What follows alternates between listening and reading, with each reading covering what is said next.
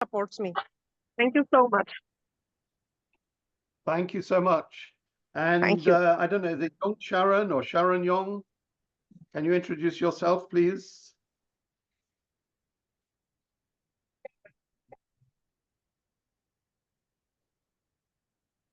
No, not yet. Have I missed anybody? No, okay, let's make a start. So who would Miss like to go Elios. first? Sorry? What about Ilios Theophilus? He's not responding. He's there. Oh, there you are. Elios, can you hear me? Yes, I can hear you. Can you hear me? Like to yes, now we can. Please introduce yourself. Okay. Hello, everybody. I'm from Indonesia, and I'm from Toastmasters. And how should I introduce myself, Mike? Yeah, keep talking. Oh, okay. I'm from Surabaya, Indonesia, and I know Agora from Angela Lansbury, my friend of Toastmaster from Singapore. And thank you, Wan Peng, for invited me here for this meeting. And yes, I just arrived at home, so I'm having my dinner right now. Back to you, Mike. We were looking at your. Yes. Oh, Mike is missing. Mike again. Yes, Mike is missing. I saw Elias. He said he was looking at your background, I believe.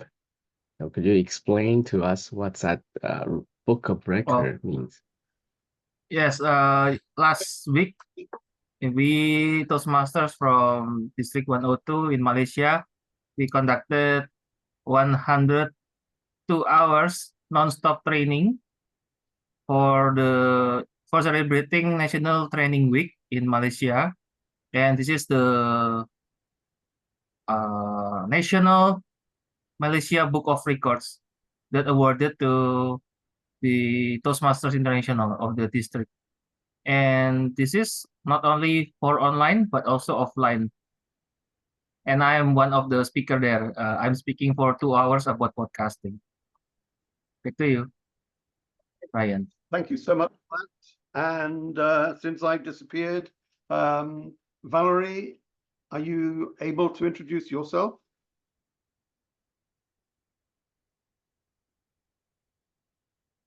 Hello. Valerie, Valerie, can you unmute and can you hear me? Introduce yourself.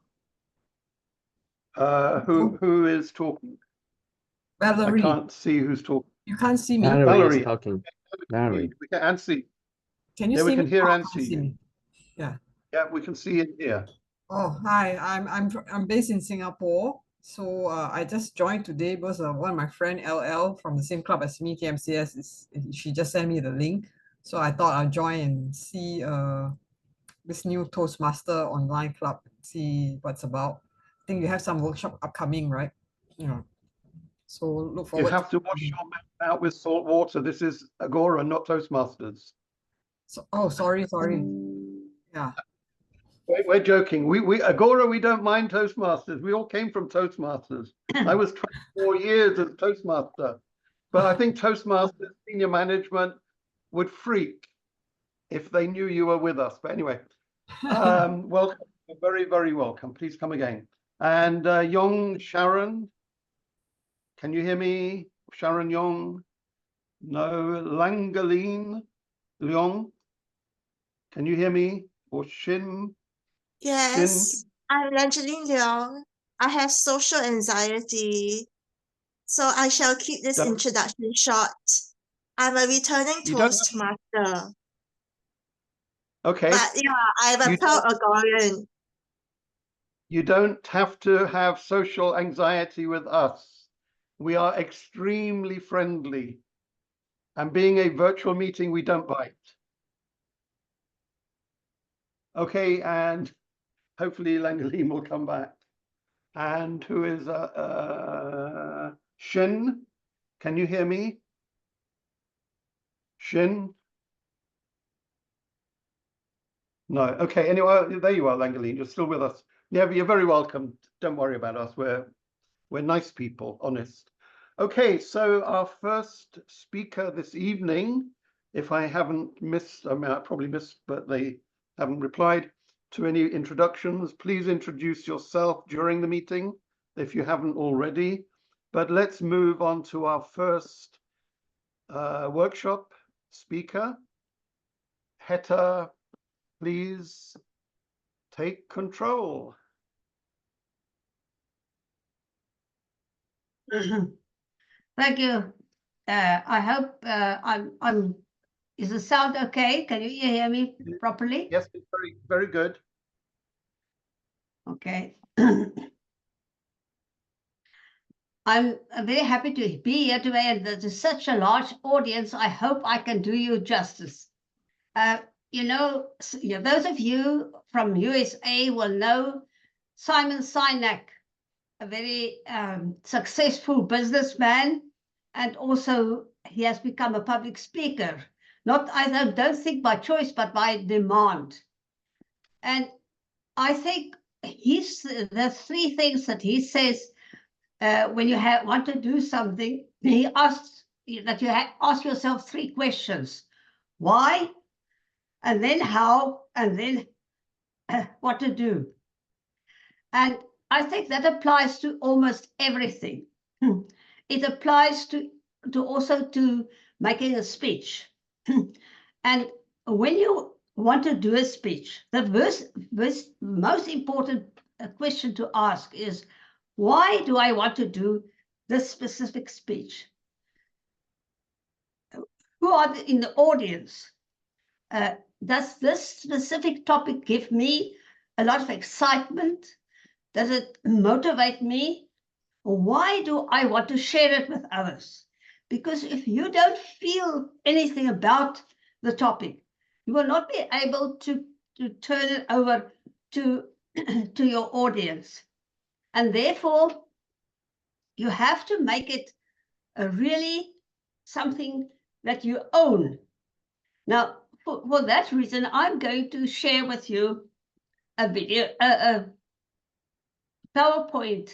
I hope I can still work it.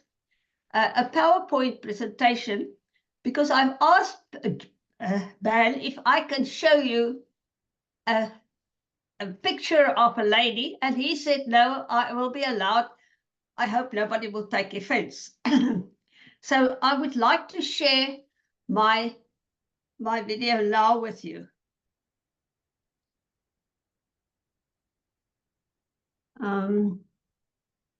Bottom green.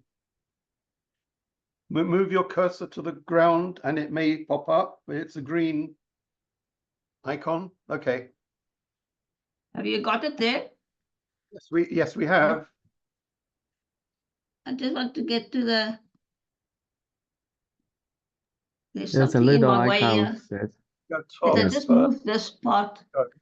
Slideshow in the middle and go to first slide. Can you see it now? We still see we can it. see Yeah, your but slides, but not in the presentation mode. side panel is Can still you there. see my screen or not? Yeah, we can see your main slide, but we also have Writing on a the side- speech. We, Can you see we that? have- correct, we can. But if Okay, so can I start? If Yes, you you go can to start. the top line, there is a slideshow. Click on that and then click on go to first slide. That will get rid of the side slides. It'll give a bigger picture for your writing a speech screen. Yeah. But on my screen it says I'm sharing. Can you not see my screen? Yeah. Well, you're sharing, but you're sharing too much. I'm trying to get you to reduce the panels on the left-hand side, future slides. So if you go to the top, there is a site, it said slide share. And it's not If you here. click on Let me just right at the go. top, in the blue. Or you can First- go to the bottom.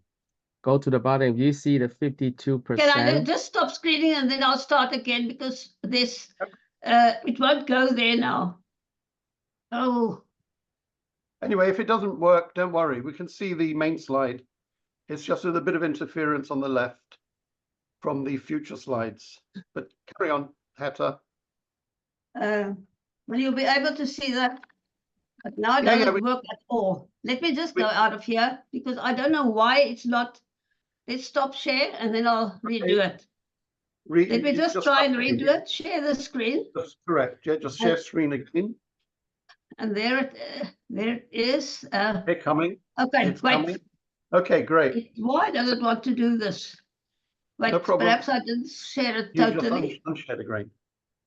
Try to share again. Yeah, Okay, I if just it, want to click on that one. the sharing was Came okay in. the very last time you Okay. tried. Yeah. That's good. Okay. That's very good. Good. It says you are screen sharing, but Yeah, Yes, this you're is good. now. You're good. Head up. okay. Great. Can you see it now? Yeah, like baking a cake. Like making a cake. Okay. When you want to write a speech, it's almost like making a cake. You have to have a recipe. You have to have the correct ingredients, and you have to have a method to put together the ingredients. Now, to be able to do that, I think I always want people to remember a picture and not a lot of notes, because people never read the notes again. So I would like you to look at the picture. And some of you might recognize that woman. In the 60s, she was considered one of the most beautiful figures in the world. Her name is Raquel Welch. Now, I've taken this picture because it explains the consistency of a speech perfectly to me. In the first place, there's a head. The head of the woman must be attractive and catch the eye. Now, the same applies to the speech. Then we have to do a neck, a link of the head to the body. Without that, a woman would look very stupid. Now, we also have to link our introduction of our speech to the rest of the body of the speech. Now, in the first part of the body of the woman, like this one, is full of body and bounce. Now, in a speech, there must be facts, there must be stories, and things to prove your point. So you must be able to prove your point in the first part of the body of your speech. In the second part of the woman's body, when she walks away, there's a sway of the body, and I see men always look at a woman walking away. So in the second part of the body, you have to give a message. You have to produce a message, something that will linger in the mind of your audience. And in the third place, or the last place, you have to have a conclusion. You have to have good legs to stand on. And the girl is usually very easy on the eye. But the speech must be easy on the ear. Now, let's see, look at all the steps that you can take. As I said before, just like Simon Sinek says, you must decide, why do I want to do this speech? What is the purpose and what is the message? Then my second step is I have to find information about this topic. I cannot just go and sit down and write a speech. I have to find the information that will fit this topic. And when I have found all this, I can go on and write these ideas in my own words so that it really makes sense. The next thing is, what do I write first? I write the body first. Don't write a title and the introduction first, because then you will never really have a good introduction. Write the body of your speech first, because that is the most important part of your speech. After the body, you write the conclusion, because that is sort of something that covers the whole speech and also stresses your message, and it leaves something for the audience to take away with them. After that, You only write your introduction, and finally you find a suitable title. Now, what do we put in the body of the speech? Because the body of the speech is 80% of the speech.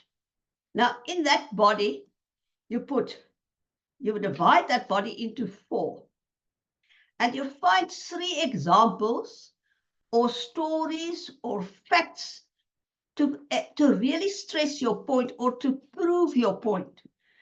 Examples, stories, statistics, anything that can prove the point you want to make in your message.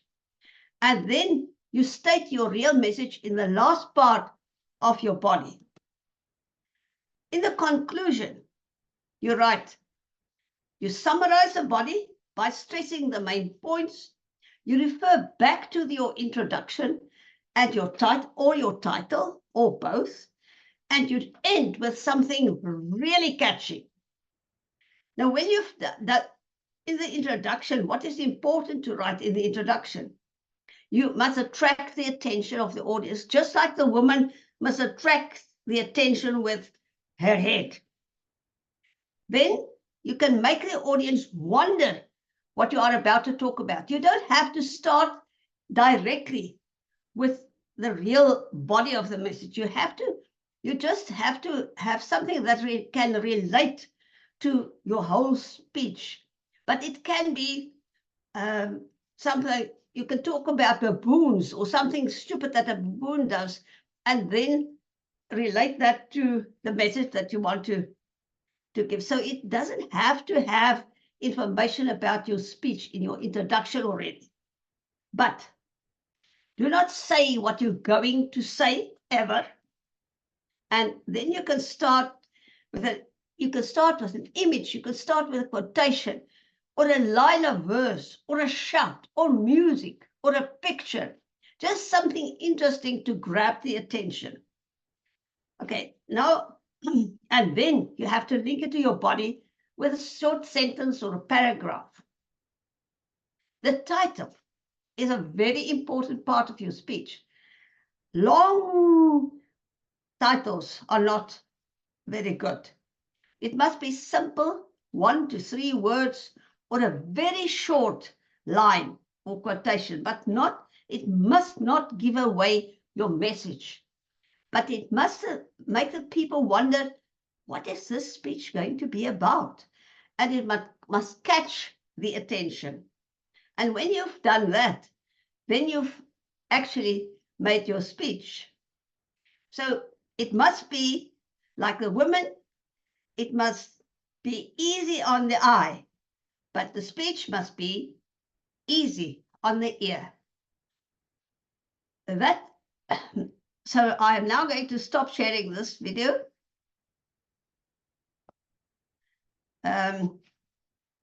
Okay, can you see me now? Yes, we can. Okay. In full glory. Well, I want you to do something for me now. I want you to think about the place where you live. And one of you, as a volunteer, I want you to tell me why you think that place is the best place in the world to live. Now, I want a volunteer so that I can ask that volunteer some questions.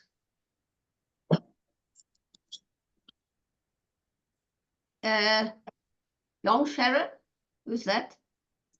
Can I see you? Sharon, young Sharon?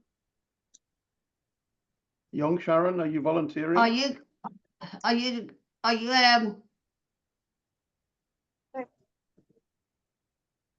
a volunteer?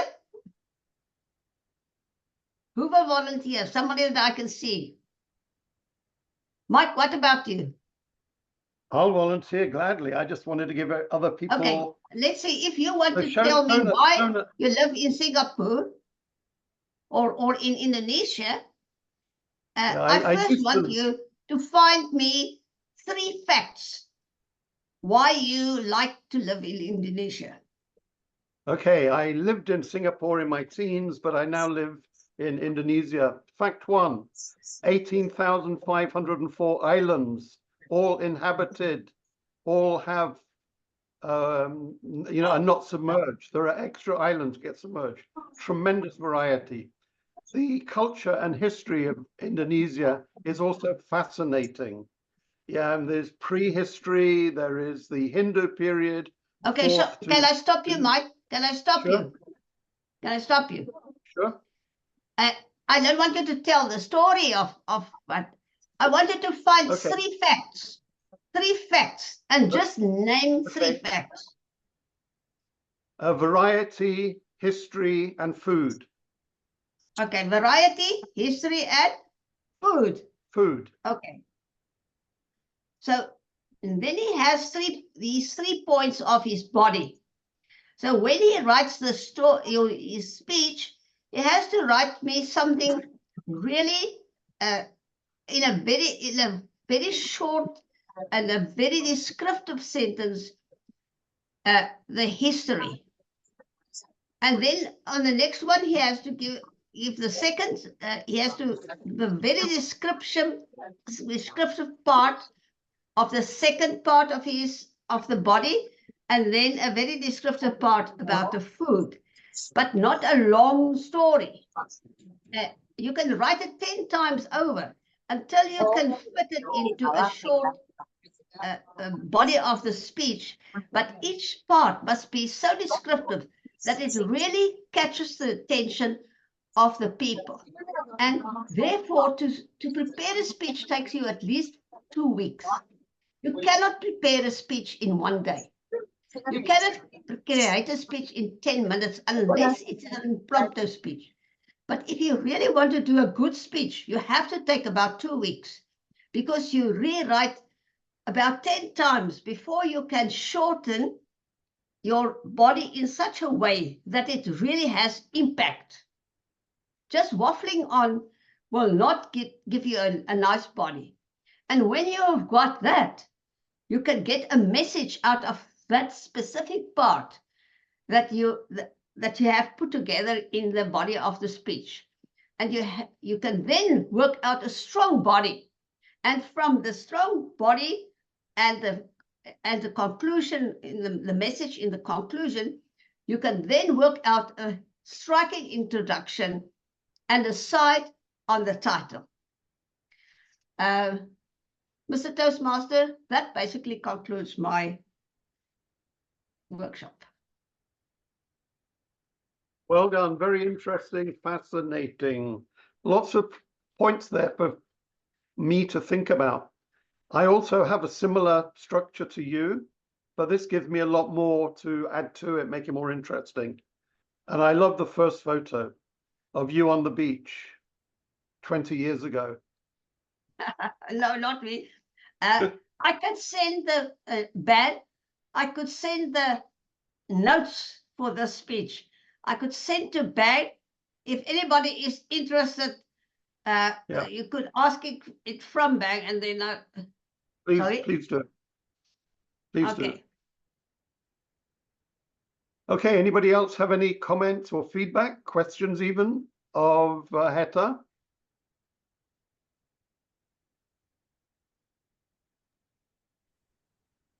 I have some. Yep, Brian.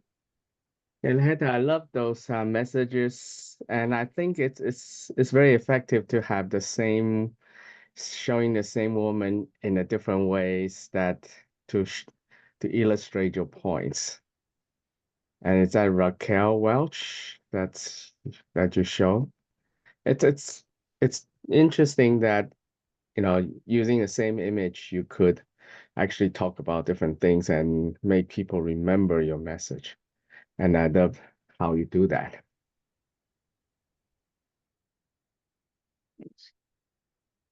Thank you, Brian. Anybody else have some feedback?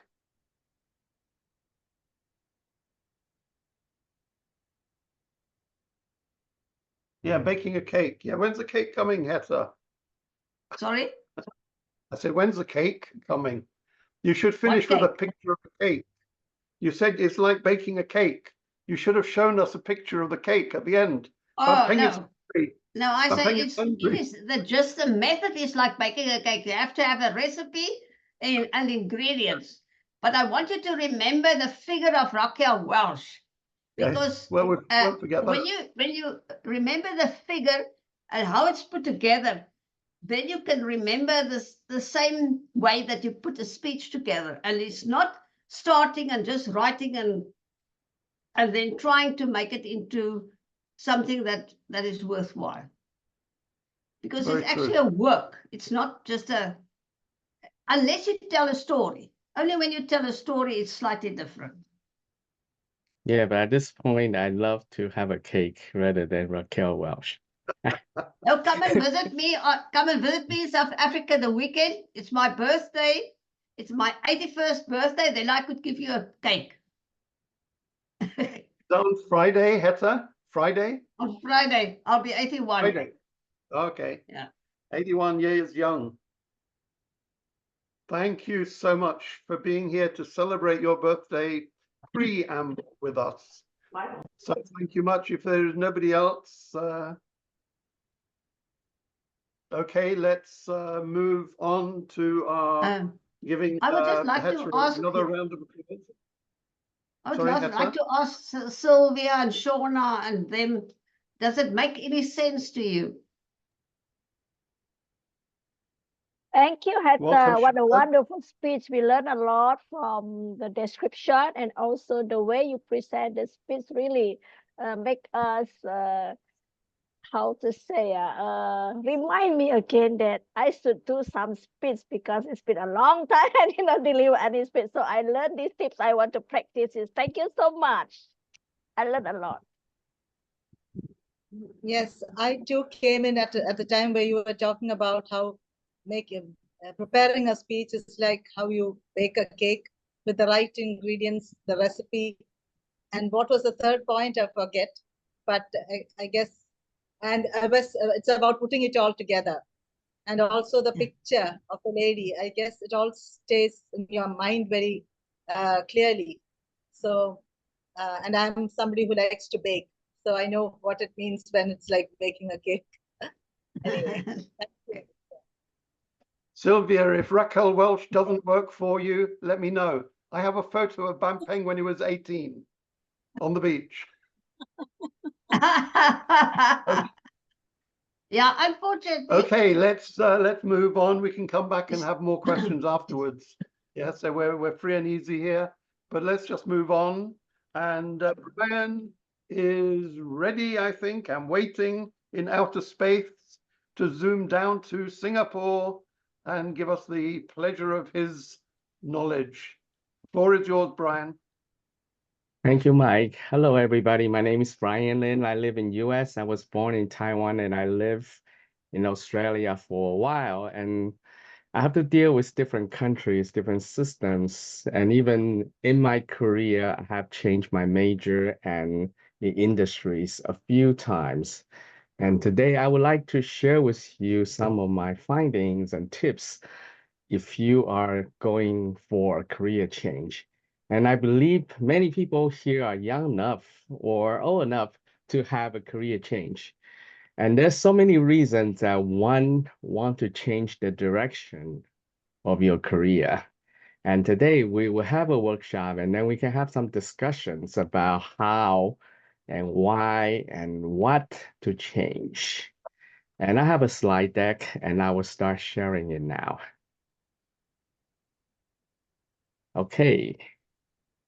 Can you see my slides now? Yes, we can. All right. So career change. I will share my perspective from a multi-potentialite, that's what I call myself. And I will give you the definition a little later today. So why do you want to change your job or your career? There's a couple of reasons. And I listed some reasons here. And you don't have to fit all the reasons. You just need a single reason to change job or your career. But sometimes people say, I don't love this, I don't like this career, I want to change entirely. But sometimes it may or may not be the best idea, because If you don't like your job, maybe you could do something about the job rather than changing the career entirely. But if you are going to change your career entirely, and then this workshop will be the most beneficial to you. So if you're not happy with your career path, what should you do? Should you start a new career path? Or you could do is do a similar job with a different company. That could be a good, very good option. Because if you love your job but you don't like the environment, you could just go for another organization that offer a similar job rather than just change the entire career path. Or even consider working for your company's competitor. In fact, this is actually a brilliant idea that I have learned from people who work at Mercedes-Benz in New Jersey, because Mercedes-Benz is one of those biggest German car maker, and they have a headquarter station in New Jersey for their US operations. And if people are not happy with the Mercedes company, most of them were just going across the street to work for their competitor, the BMW company, right across the street. And I was very surprised to visit the Toastmaster Club of the BMW Club to find out they have so many people that basically transfer from Mercedes across the street. So I think that may be a strategy if you want to stay in your current career path, but look for a better opportunity. And what if you really want to change job because you have very different idea of what you should have in your job or in your career? And then you should hear me what I have to say today. And the best job are the creative expressions of continuous learner. And learning is a big thing in my life. And if you want to change your career, you have a lot of things to learn in order to succeed in your next endeavor. And a little bit about my career path. I have changed my major 3 times. I started in college major in microbiology, and then I changed to agriculture, changed to microbiology, back to biotech, and now statistics. So I have quite a few majors, 2 advanced degrees. I live in 3 countries, and I work in quite a few industries. I've been laid off quite a few times, and I bounced back pretty quickly. And I'm also a self-proclaimed multi-potentialite. And what exactly is that? Because I mentioned this term 2 times already, and I give you a definition here. Multi-potentialite is someone with many interests, many jobs over a lifetime, and many potential that you could interlock. And that's from Emily Wapnick. She has a book about this whole multi-potentialites business. But this also known as polymath, and some people may or may not agree these 2 terms are interchangeable. But polymath comes from the Greek term that means that someone who has learned much, that has ideas and knowledge in many different subjects, and they are able to draw knowledge to solve problems in many different ways. So even you may not call yourself a multi-potentialite, but I think everybody could be a polymath because we serve so many roles in this life that we work at our company, but we could also be father, mother, could be son, daughter, could be a good boss, could be a good employee, could be a good teacher, a good student. So everybody serves different roles. And from each one of those roles, we could have learned something that could be useful for other roles or other career paths. So that's why I think that I am a multi-potentialite, and most people in this room are as well. Let's look at this famous example of Michael Jordan. We all know Michael Jordan is a baseball star, but some of you may not know he actually take 1 year off from playing professional baseball and actually go and he actually take a break from being a professional basketball player and actually play baseball for an entire year. And this is a very interesting story about Mike because he did extremely well as a basketball player, but he wanted to try something new. So he become a baseball player and he didn't actually do that well. In fact, he do pretty good as a baseball player, but eventually he found out his real passion and what his real contributions are in the basketball court. So he went back, but it's okay. You can change job, you can change your career, and you can go in a very different direction or in a similar direction. In my point of view, basketball and baseball, even though they are very two different kinds of sports, but if you think about it, there are a few things in common in those two ball games because both requires tremendous athleticism. You have to have very fit body and very fast response time in order to succeed in either the baseball or the basketball. So using Michael Jordan as a good example of career transition, that leaves us a lot of things to think about. And I thought that's a good segue into what we want to do next. My 7 steps of changing career. And I will go through each one of those steps in details. But here you are, the full 7 steps of your career change, according to Brian. Let's go into those details now. Before that, I'll give you some famous example of it's never too late to start something new.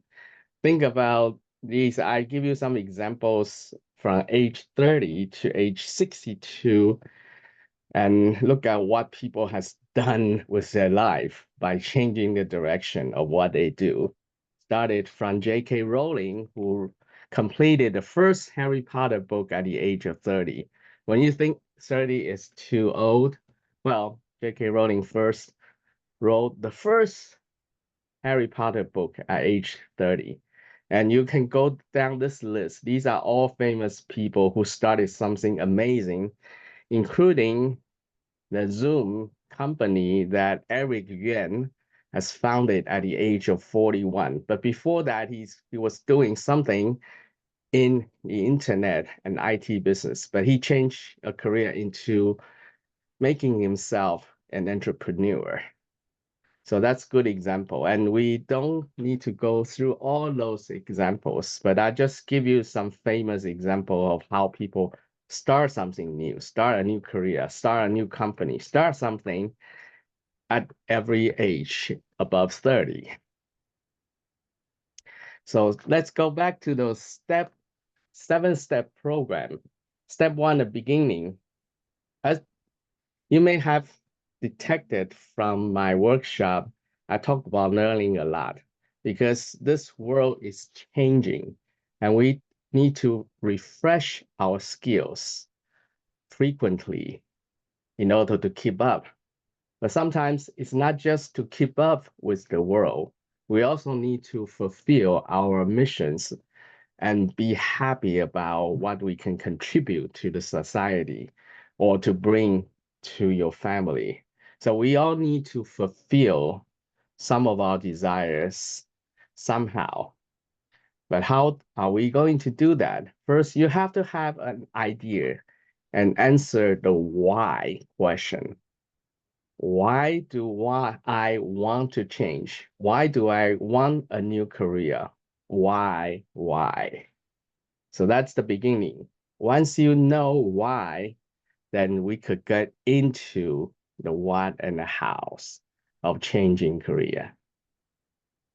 Number 2 is if you have in mind what career paths you wanted to go to, then you need to find the minimum viable skill sets or knowledge required in that skill, in that career. take Michael Jordan, for example, that he has been a basketball player. So what is required in the baseball career? If he goes down the list, he probably have most of the things already, but he need to know how to hold a bat, because in the basketball playing, he doesn't have to do that, and he may have to learn how to run the bases. And apparently he already know how to run, so he had to change a few things in order to succeed in that field anyway. But how do you know if things are not obviously easy to know about the new field? Number one, you can ask people, a few people who work in that field, what is required to work in that field? What do you need? And what do you need related to a few things. One is about the degrees, qualifications, certifications. Some industries are very strict about who is qualified to work in that field. For example, in pharmaceutical, if you want to be the lead statistician, you have to have a PhD degree. But if you don't, then you could still work in pharmaceutical, but in a different capacity, because if you deal with government agencies, they want to see degrees. And that's kind of a bummer. But if you want to get into the field, you have to know what is qualified, what is the qualification, the skill, the knowledge, and anything that's needed to succeed in that new career path. And you need to write it down, list everything that's required so you don't forget. And you could look at your list many times to find new ideas or new things to learn. But if your new career has never been defined, try to imagine what you do in a day. And for a few days, imagine you walk into an office or into a lab or into your space. What do you do over there? What is needed? What is required? And from the imagination, you could actually figure out a few things. If this has never been done before, but if this career has been a defined path, you could just ask people who work in similar field or in the exact field, because these people have the first-hand knowledge of what's going to happen in that position or job or career. But a career change could be a total change of direction or just a correction of course, as we go back to that Michael Jordan example. So you don't have to say, okay, I'm an accountant right now, and I'm totally wanted to be a writer of novels. It's okay if you think that's good, but at the same time, you don't have to do that unless you really want to do it. And step two is mapping your current ideas, current skill set and knowledge, and write down everything you do right now at this job and in this life. And then you could ask somebody close to you, whether a coworker or better yet, a good friend, to go over your list to see what you have missed. And you could actually write a lot about what you know, because for each one of us, we do know a lot. It just sometimes we don't realize that how much we know in this life. And I'll give you an example of what I have done. And this is my skill mapping set. And it took me a few days to write everything I know and had done in my last jobs. And I have listed quite a few items over here, but if I wanted to do it again, I could list even more. And the point I show here is that you already know more than you give yourself credit for. And if you could write all of those things down and look at it, it's easier for other people to examine your list and to add things that you may have forgotten. For example, here that I didn't put down that I'm very good in making workshops. So maybe after this one, I could actually put that down as one of my skills. But you could do this list, and this list can become very handy every single time you change your job or even move your career. right? So going next will be the number 4. You have to compare the list of your current skills to the job skills that you think the new job or new career path will need. And you could do, they call the gap assessment or gap analysis. And you can Google this term and find out the methodology about how to do that. But basically, you just compare those two lists and find out what is missing from your list to the new list, because the missing pieces are the things that you need to know or learn in order to succeed in your new endeavor. Number 5 is about bridging the gaps. Since you already know what you need in your new career, now it's time to actually bridge the gap and fulfill those needs. And at this point, I would recommend that you find 3 advisors. Those 3 advisors could be one person, could be 50 people, but these people will fall into 3 different categories. The first category is the hard skill advisor. For example, those people who can help you to get the certifications, to get the skills, hard skill that's needed in the new career.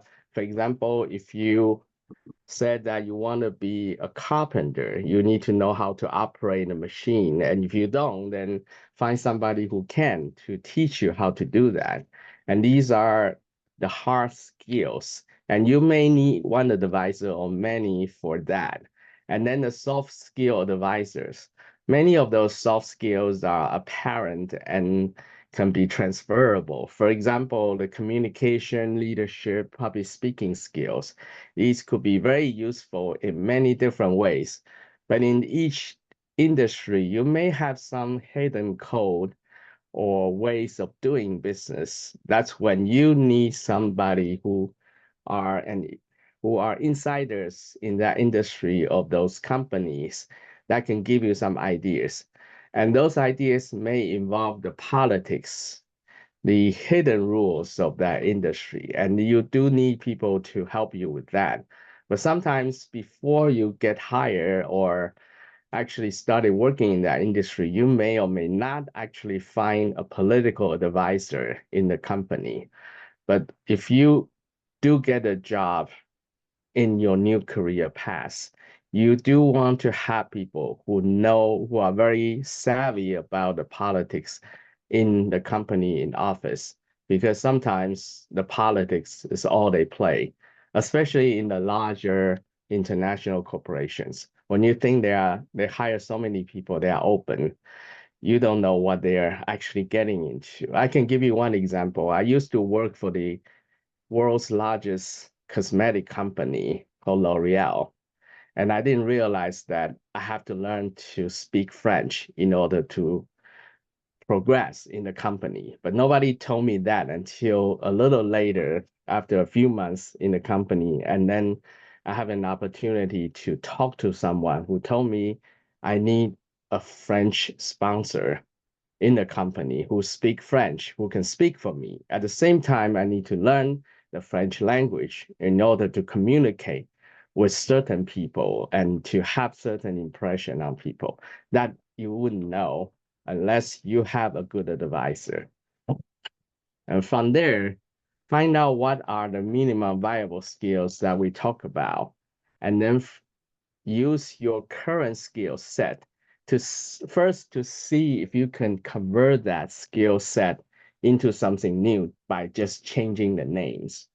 For example, I was a statistician, but now I'm a data scientist. And most of the skill sets in job number 1 and job number 2 are pretty much the same, but in different industry, they call the same thing or the similar thing with very different names. So if you want to have the same skill and transfer to another job, you do have to know what they actually called it. And for that, that's the kind of the laziest way to start that, because a lot of things you already know. You just have to change a little bit and you become something new. And and actually good for the new job or the new career. And we've mentioned before the gap analysis. You really have to look at the list of what is missing for the new career, and then you have to acquire. And how do you acquire your new skills? You can go back to those advisors again and ask for their recommendation. Sometimes you may have to take a course, watch some videos on YouTube, talk to people who in that field knows about it, and then gradually you can put all the pieces together and fulfill the gap. And now another example of how I changed my career. In 2011, at that time, I was laid off from a pharmaceutical company, and I want to start a new career in something else. And that something else also have other needs. For example, I never work in New York City, even I live very close to New York City, but I never work in New York City. So I want to work in New York City. I want to work for a different industry. So in 2011, I make this list. And guess what? After a few months, I actually fulfill every single one of those things I wrote down. And I put check mark on every single one of them. And on the left, that's the list. On the right were my new coworkers. There's 2 guys and 6 women. So that's also fulfilling one of the requirement there. Friendly colleagues, more females. And in fact, one of my female colleague was not in the picture. And my supervisor and my supervisors were also females. So we actually have 2 guys and 9 ladies in the team. So that's even a very silly requirement. I put it down for myself. And at the end, I fulfill that. But in order to fulfill this list, I have to have the list. I have to look at it every day. I put it on my fridge, put it also at the bulletin board next to my desk. I look at it every day and look at what I have written and what is needed in order to get to where I wanted to go.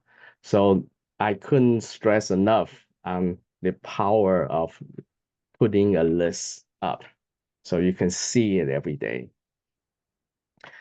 All right, back to the steps. Number 6, try things out, because you don't want to just, they call the cold quit.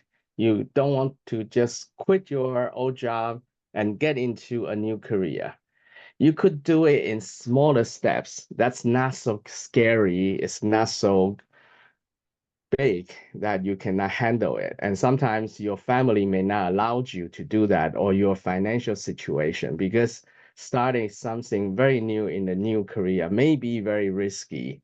And if you have no choice, then you just have to jump in. But if you do, you could try out something in smaller scales. And these are some of those smaller scale things you could do.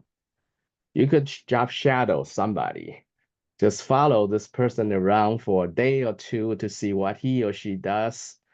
And in the old times, you may not actually get into a company and do that, because people will say, who's this guy? Why are you following you around? But these days, many people work from home. So if your friends or your advisor allows it, you could just sit by his desk and watch what he does for the whole day. So you could shadow what this person does. But if you cannot do the shadow, as I mentioned this method before, you can imagine the day and go through the details all in your head and write down every activity and every skill needed for that and see if you like it. Number 3, you could just do a part-time job or a short-term hire just to try something out. And many company would give you a sabbatical, or even you could take 2 weeks of vacation and work in something new and come back and nobody would know it. So the point is that if you can try out your new career for a few days, for a few weeks, before you decided whether you want a permanent change or not, that may be the way to go.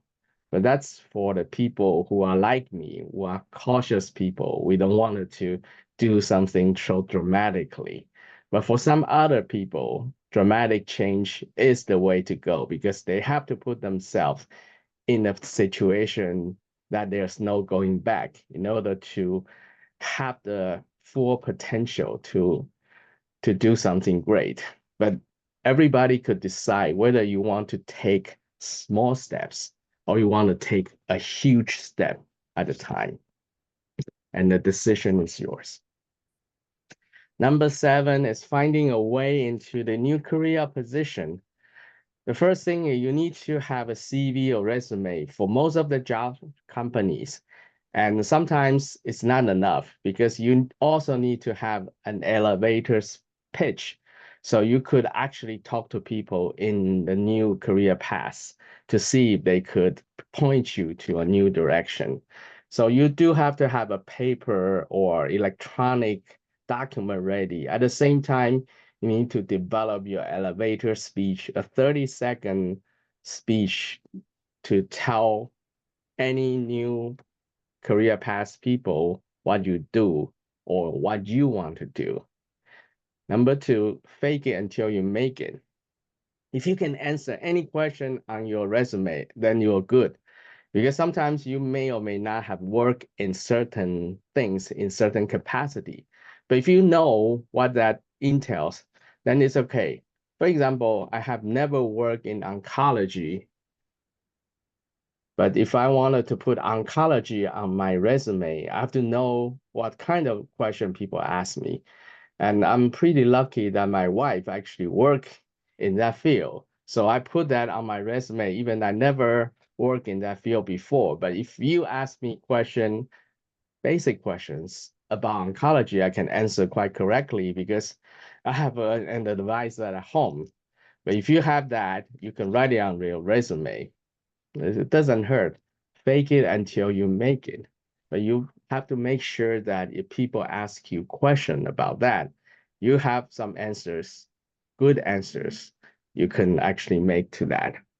And then you could focus on the old skill set that can transfer to the new. We have talked about it before that you could change the terms of what you know to fit the new lingos in the new career path. And then you can connect with people on different social websites for job change, career change. LinkedIn would be the best place to start. And of course, we have Facebook, we have other things. We have people who we can just call them to help you. And then these people and everybody online could be a great help for you to find a way into the new career path. But then you could set your minimum and maximum goal of what your first position would look like in a new career path. Because why do you want to do that? Because you want a big goal to keep you motivated, but you also want to be realistic what you can get in a new career path. Because if you want to be a painter today and you have never done painting before, I don't think you should expect yourself to paint as good as Picasso on the first day. But if you can set a realistic goal on the first day, I wanted to be able to do this. In set a year, you want to be able to do that. It's okay. You can set your goals and you can work toward your path. But first, get your foot into the door.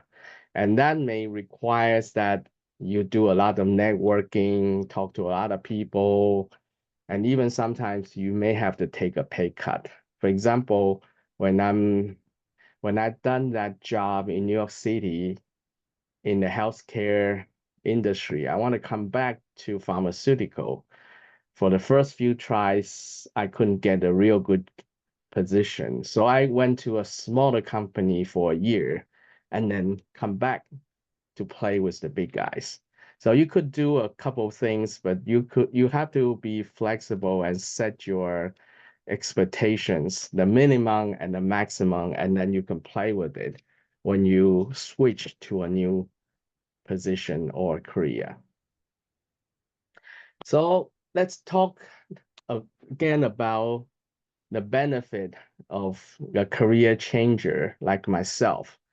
Because if I change my career path and I work in more than one industries, I have something that other people don't.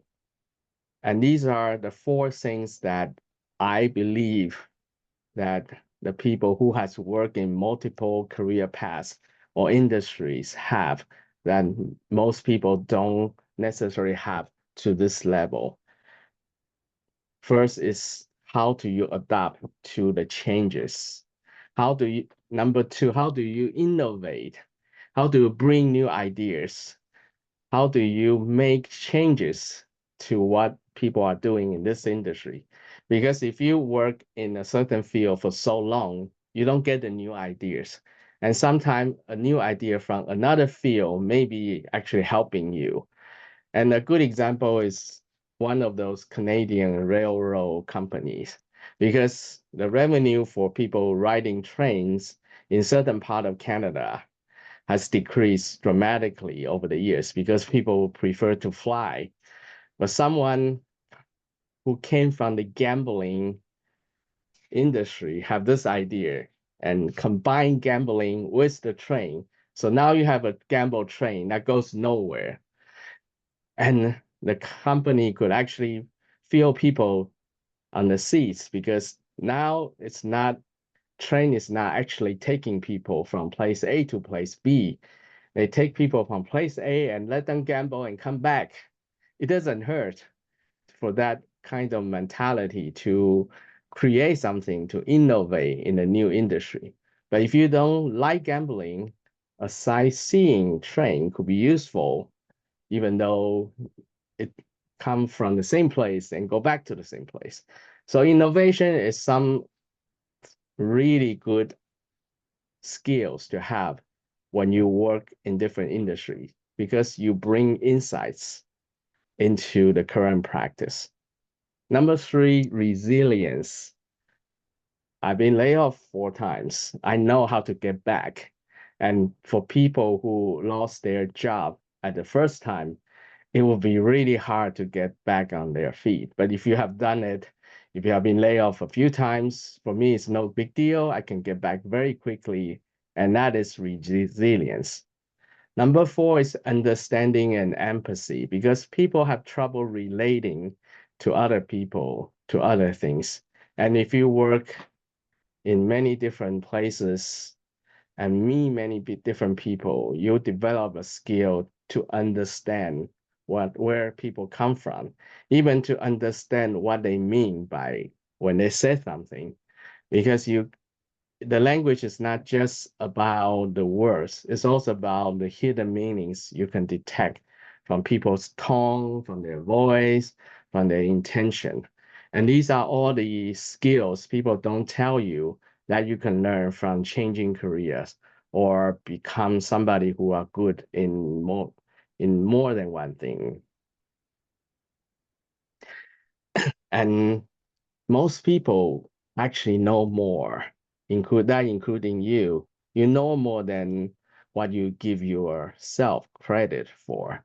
So if you want to pursue a new career, now is the time.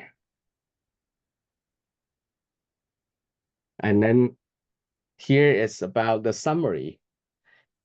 You could choose what life you wanted to live, and you can choose your career too. Because changing a career path or revising your career may actually bring the fulfillment and happiness that you do.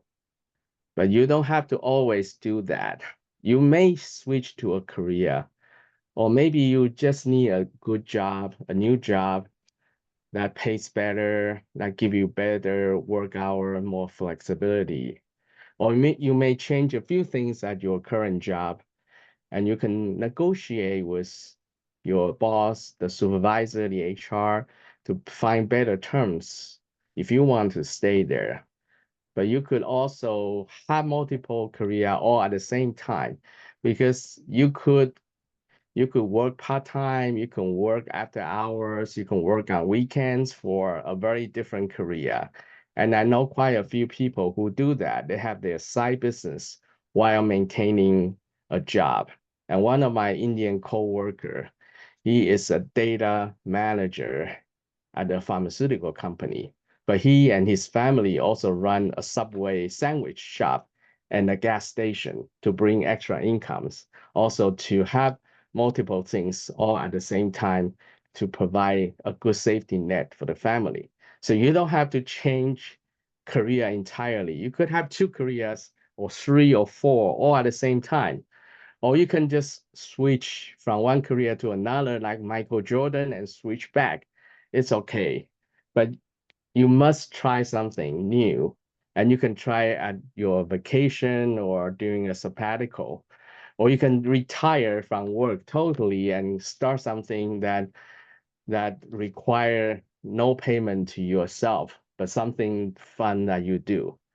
So ladies and gentlemen, career change can be about a career change, but it could also be a little revision of your life path. But how much change is good for you? Only you can answer. Any questions, feedback? And that concludes my presentation. I'll stop sharing now.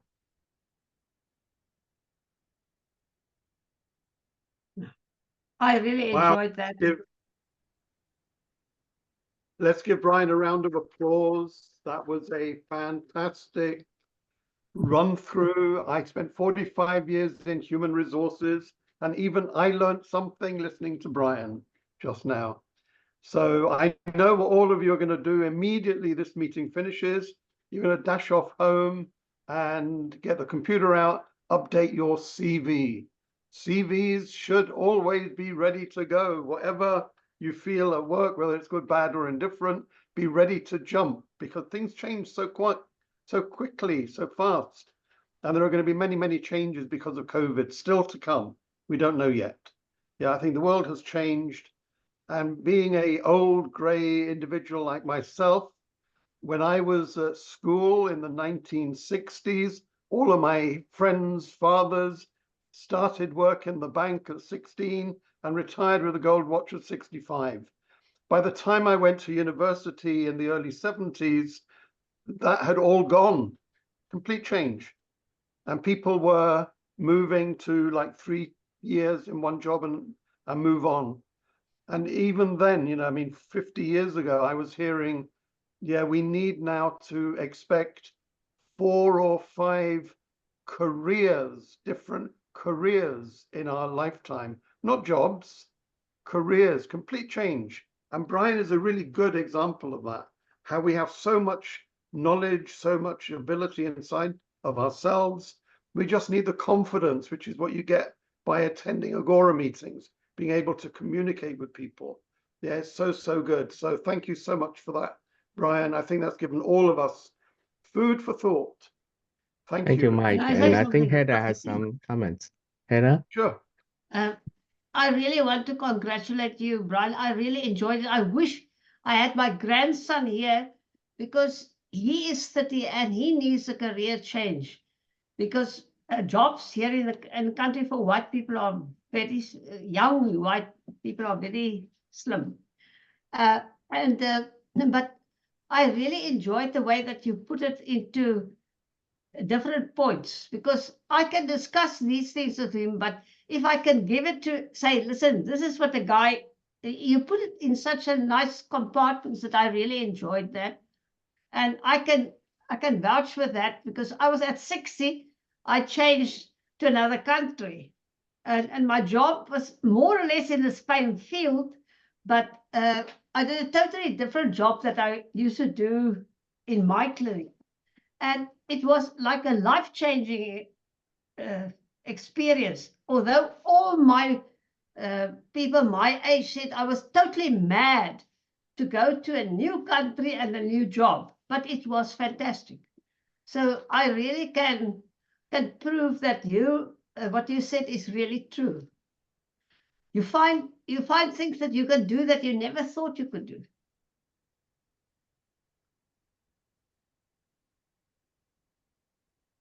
Brian, don't forget to add career coach to your CV. Mhm. Skills that you have gained, and you're very good at it. Any Yeah, other I think comment? I can put in more in that after this workshop, right? Because Absolutely. yes, Langeline, you have a question? Yes, thank you so much for a very substantial, solid speech. Just wondering, I was quite intrigued at this point where you mentioned converting your skill terms or lingo from your old career path and adapting it to the new career path. I had no idea that it was possible, and it really opened my eyes.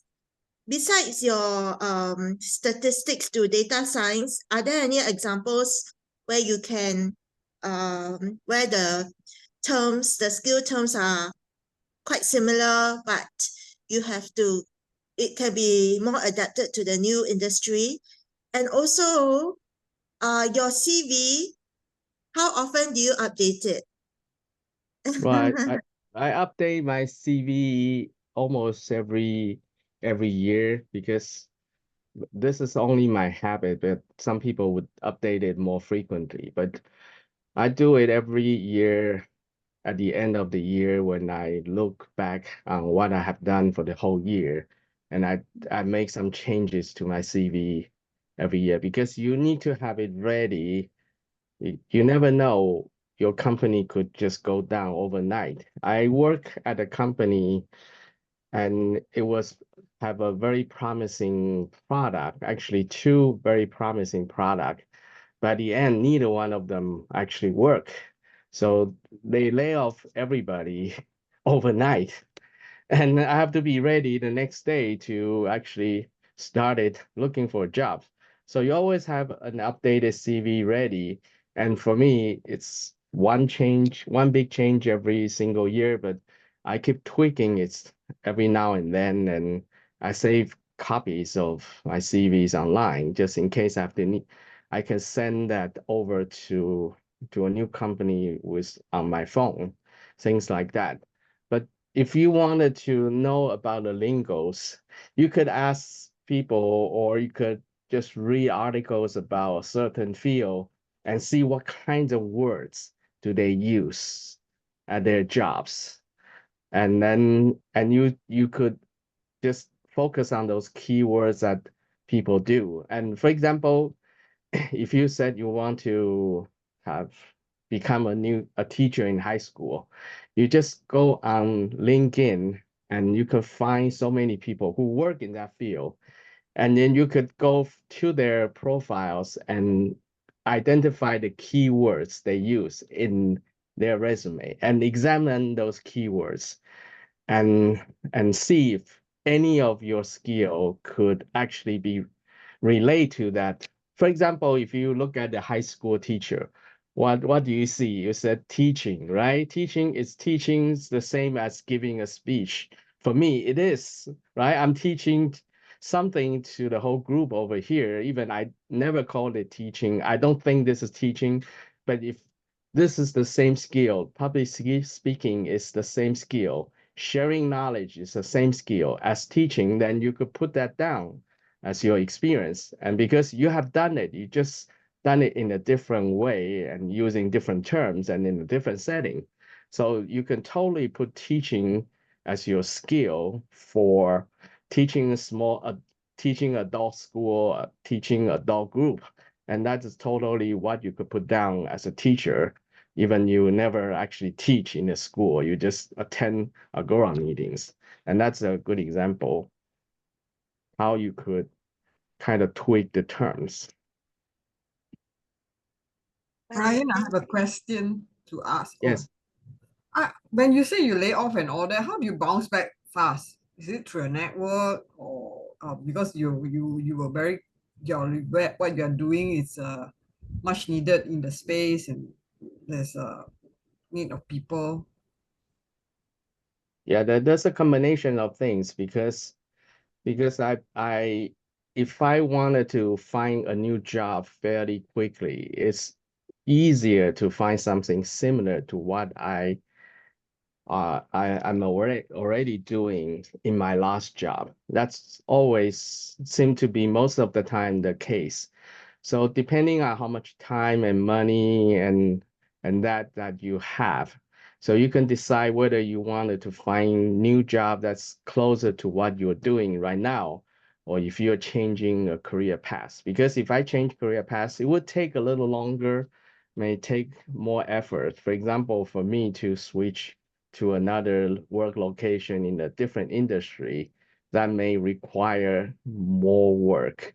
And those more work, I usually go through LinkedIn, and I look through the list of people I know and ask them if they have some opening or know some opening in that particular field, because I do have friends who work in many different industries. I also sometimes I use a recruiter or headhunter if I had to, but most of the time I do everything myself. But in that job in New York City, I did actually find a recruiter who specialized in that particular field called health insurance. And that person talked to that person, and that person actually find a way to get me in. So it depending on the situation and how far this new career path is from your current one, you may want to do a lot of networking or a little bit of that. But also depending on how much cash and how much time you give to yourself, because you could be coming to different outcomes or different paths depending on what you need. Because the more you need from the job or the new career, the more time and the more resource you need to put in. Right. But if you just do a little correction, it may be easier, because especially the same job that you have right now for a different company, that usually take only a few weeks to do. This reminds me of the tree story. Yeah, when is the best time to plant a tree? 20 years ago. And the second best time is immediately now. This is really tied to networking. In my experience, networking is one of the skills that people don't think about that are incredibly important. Yeah, with a good network, it's amazing what you can do. As the saying goes, it's not what you know, it's who you know. Yeah, you're going to get a job from somebody. It's going to be probably, in my experience, somebody totally unlikely. It's going to be your grandmother's gardener's nephew's son that will find you a job. So share your knowledge that or your information that you're looking for a job as widely as possible. Don't keep it close to your chest. Let everybody in the world know you need a job. You're going to die otherwise. Yeah, so this is really important. Networking is great. Yeah, LinkedIn is fantastic. But yeah, you need to do this early. It's no good setting up LinkedIn the day after or 3 days after you get terminated. Yeah, you need to have done it years before. Yeah, so be proactive. Don't wait for the inevitable. And as Brian said, he's been made redundant, I think you said 4 times. That's a common experience nowadays. Yeah, jobs for life have long gone. Jobs for life were there in the 1960s.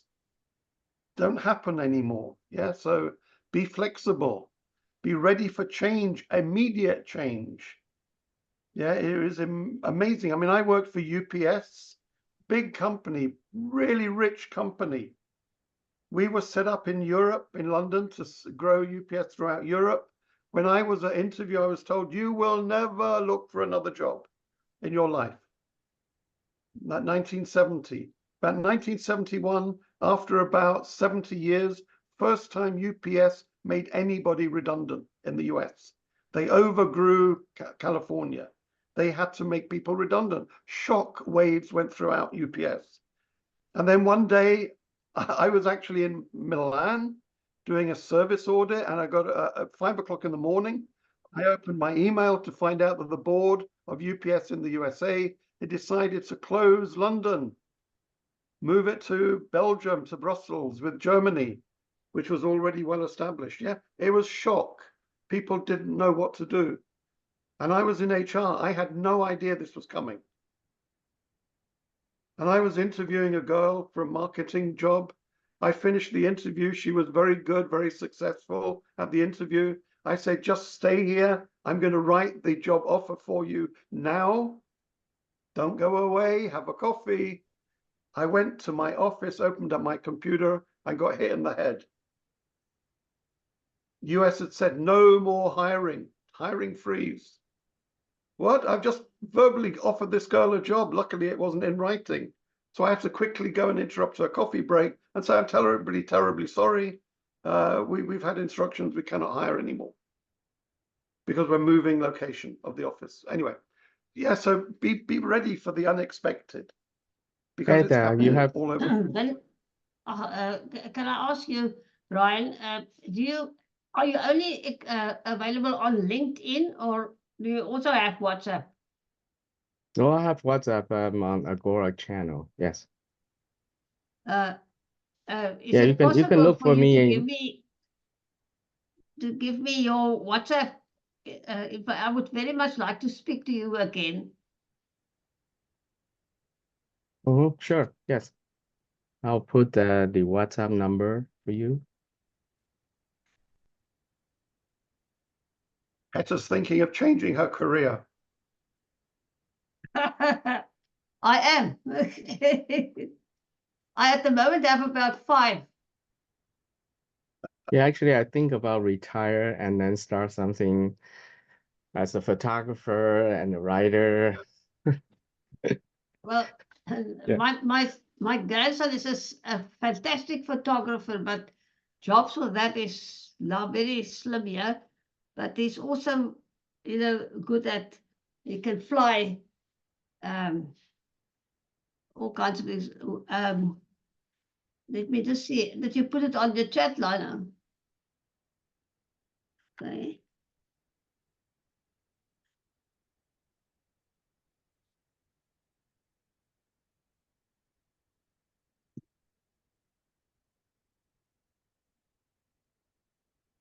Okay, any other questions of Brian? Any other question, feedback to help me to revise this workshop? This is the first time I've done it anywhere, so yeah. Any feedback, anything that I have missed or didn't include or need to revise, please let me know. Yeah, Brian, that's going to be a work in progress. It will keep you going for the rest of your life because it keeps changing. It keeps changing. I would, I'll contact you and talk to you a little bit because I think we can share a few things. Sure. Thank you, Hannah. But I like Okay, anybody else? Sorry? the way you present. Thank you, Brian. This is Shraddha. I'm afraid I cannot turn on my video, but I hope I'm audible. You are Yes, I can hear you. Yes. A very useful look into several aspects of how to change one's career, how to stay on top of the game. Thank you for that presentation. Several new things, several takeaways. So thank you for that. You're welcome. Yeah, Especially Agora love is that word, multi-potentialite. I'm going Yes, to and be using that a yes, lot. there's actually a book and a system and an online group about this, so you can look it up. I put in the chat I will. for Yes, I Emily saw that. Wapnick. I Yes. will look her up. Thank you so much. Yeah. Okay, let's give Brian a round of applause. Really well deserved, Brian. Okay, so let's just do some tidying up before we decide what to do next. There are some people that were down here earlier. Barry Tiao, and there were some other people that snuck in who have already gone. Barry, would you like to introduce yourself? I don't think you did earlier.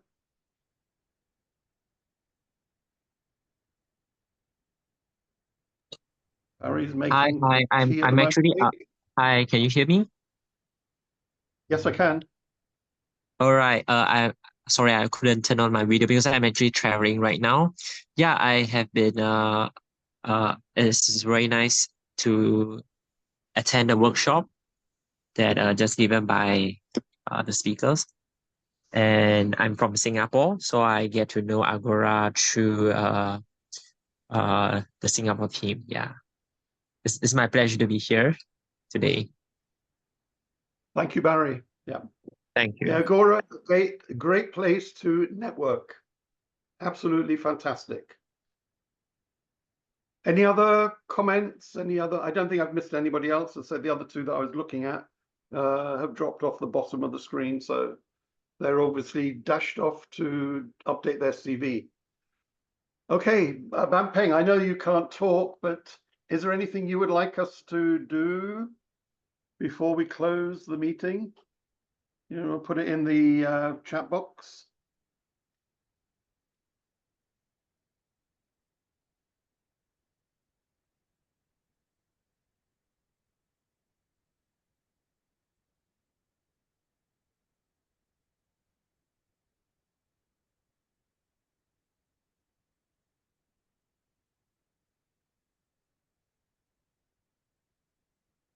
I think, Shada, that would come at another meeting. Shri is our storyteller. Shri, do you know anything about a workshop coming up on storytelling? Yeah, I thought it was today, the storytelling. So I brought all my storyteller friends over here. Okay, no, you still can. We have time. We have time. So how much time would you like? No. I thought, no. What I mean, Mike, is I thought the storytelling workshop was today.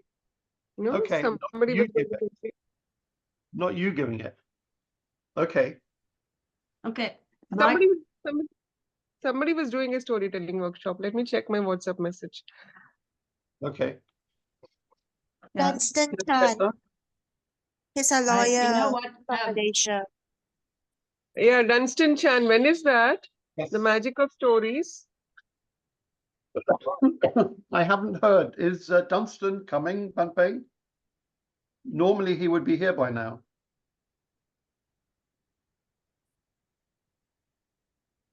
Okay. Could I say something? No.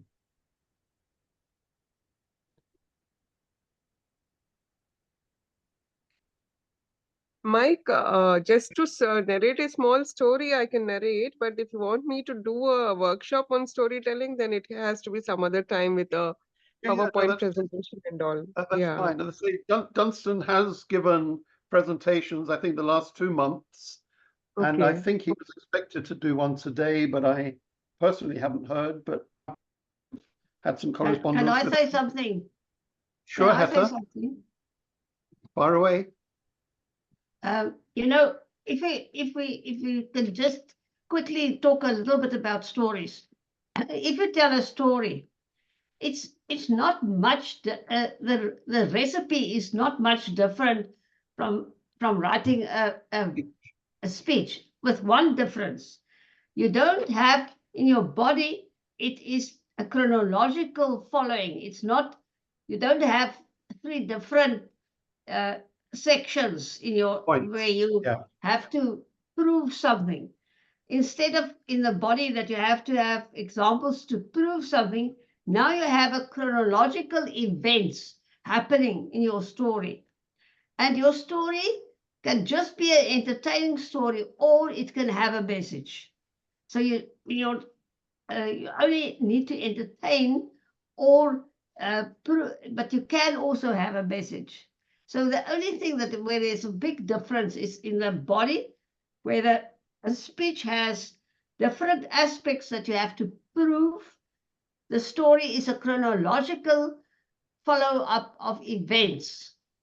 But in a workshop, one can put that into more detail. No, I think this is certainly a theme that will keep going.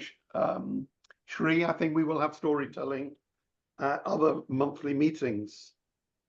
Something we all need. We all do it. Yeah, we all use stories every day of our lives, including in business. I mean, in business, you need to tell stories to get things done, to get the team behind you. So yeah, storytelling, very, very important.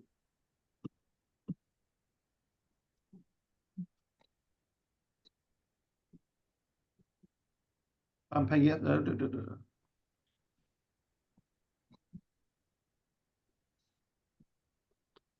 Yeah, it's now Okay. a So universal truth Dunstan, that storytelling is not just for Dunstan, kids, it's for Dunstan is adults. coming in now. Whetstone Consultancy is Dunstan Chan.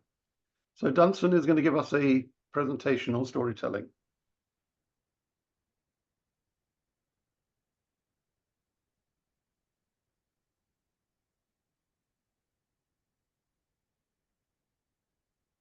Can you hear us, Dunstan?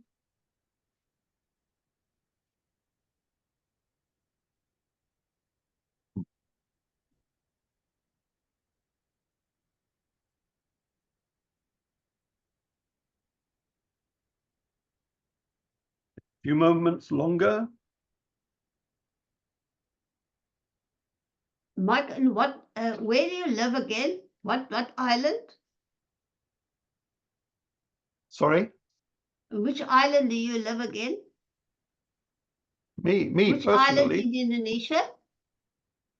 I live on Java, the main On island. Java. Oh, About 60% of the population, 270 plus million people, and 60% live on Java, which is just one island out of the hundreds that we have okay. here.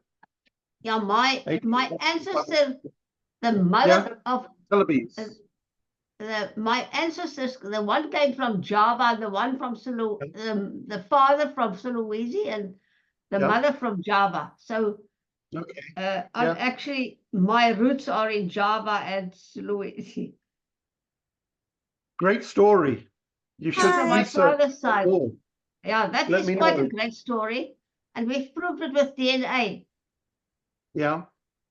Hi, is the capital moving from Jakarta to another, like Yes. Nusantara or something like that this year? Nusantara. Yeah, it is moving. They're going to have a ceremony there on our National Day, August 17, and it Right. is in Borneo. Nusantara is in Borneo. They've been building a year already, but it's going to be a long process. Obviously, it'll be about 10 plus years to get the basics ready. Oh, okay. Can you hear me now? Yes, I can hear you very well. Okay. We can't see you yet, but we can hear you. You can't see me because the camera, something wrong with the camera. Never mind. Okay. You can hear me now, right? We can hear you. Okay. Because we seem to have a lot of glitch at the moment. Okay.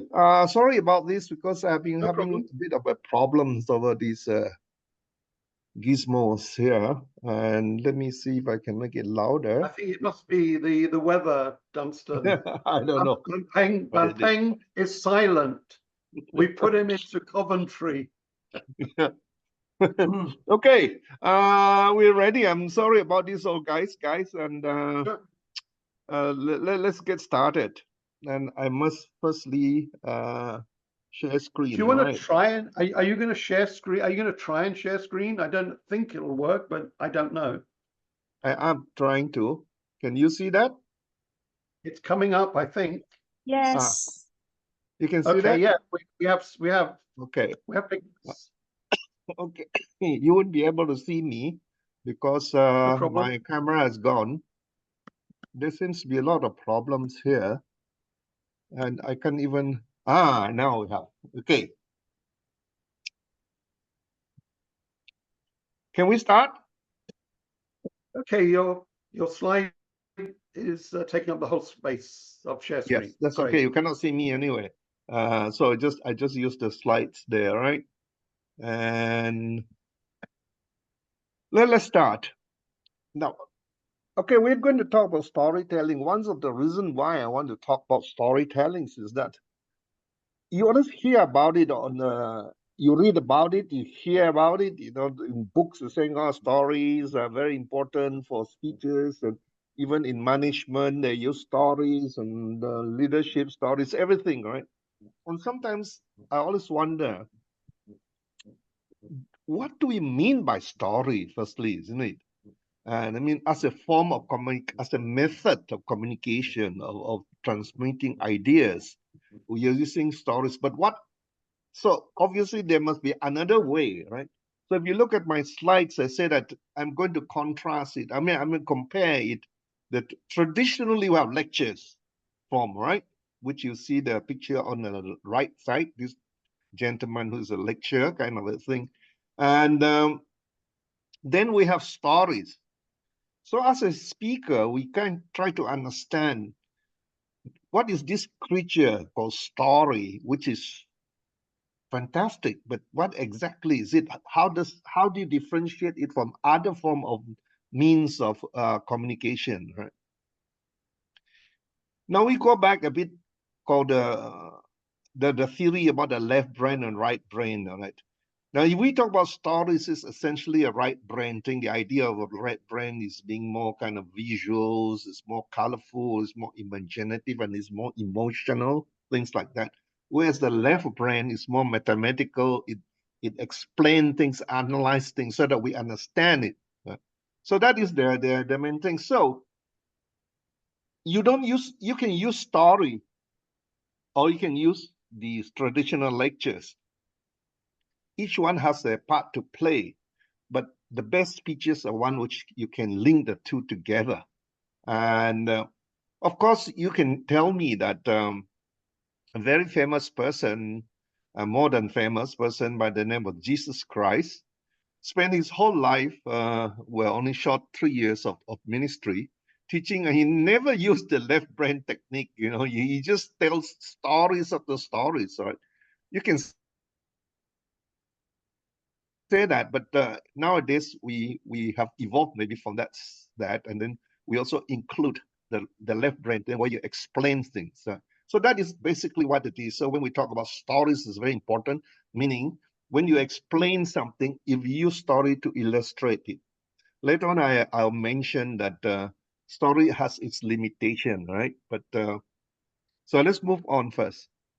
Now, this is the traditional lectures, you know, it tend to be more structured around topics and concept and ideas, and it explain things. It's logical. That's what it is. And if one thing we want to learn from our speakers club is that when you give speeches, you need to chunk the ideas, meaning you have key ideas. This is what we've been learning all our life. If you give a whole spew of an essay and read it out, and you cannot identify idea one from idea two and three, it's very difficult. You know? So that's what we've been learning all the time. That's why we chunk ideas and key ideas. But that's what the traditional lectures would do. We know say that.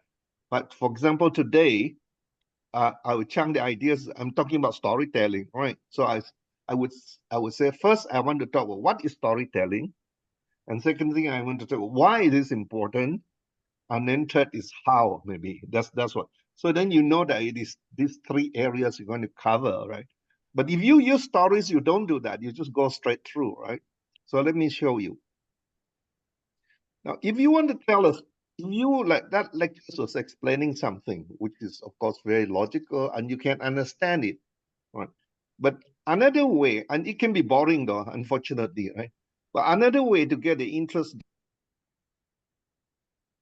the people and which has its own virtues later on I explain is using stories. Now, stories, when we talk about stories, it centers around a narrative. That's when a story has a sequence of events linked together. It starts in the middle, it starts from the beginning, in the middle, and it ends, and it has characters. Right? Now, what do we mean by that? It has characters. Why it's important is it mimics our own life. Our life is story. Okay? When you wake up in the morning, you get up, you brush your teeth. It's a story from beginning until you go back to bed, right? So stories mimic your actual life. So it touches you. And then, of course, you have this plot, something happened, and then there's a conflict, there's problem, then we resolve the problem. That's what the storyline is usually. So it doesn't go to say like, look, I'm going to tell you three things, like what is stories, why stories important, and how to write stories. It doesn't say that. It just tell you a story. And I give you the picture of the characters here. Some of you may recognize it. It's called the Monkey Goes Ways, right? The Sun Wukong. And it is a story about this this magic monkey and this the monk called Tang Sen, I think, Tang Chen. And then the two other disciples, Pixie and Sandy.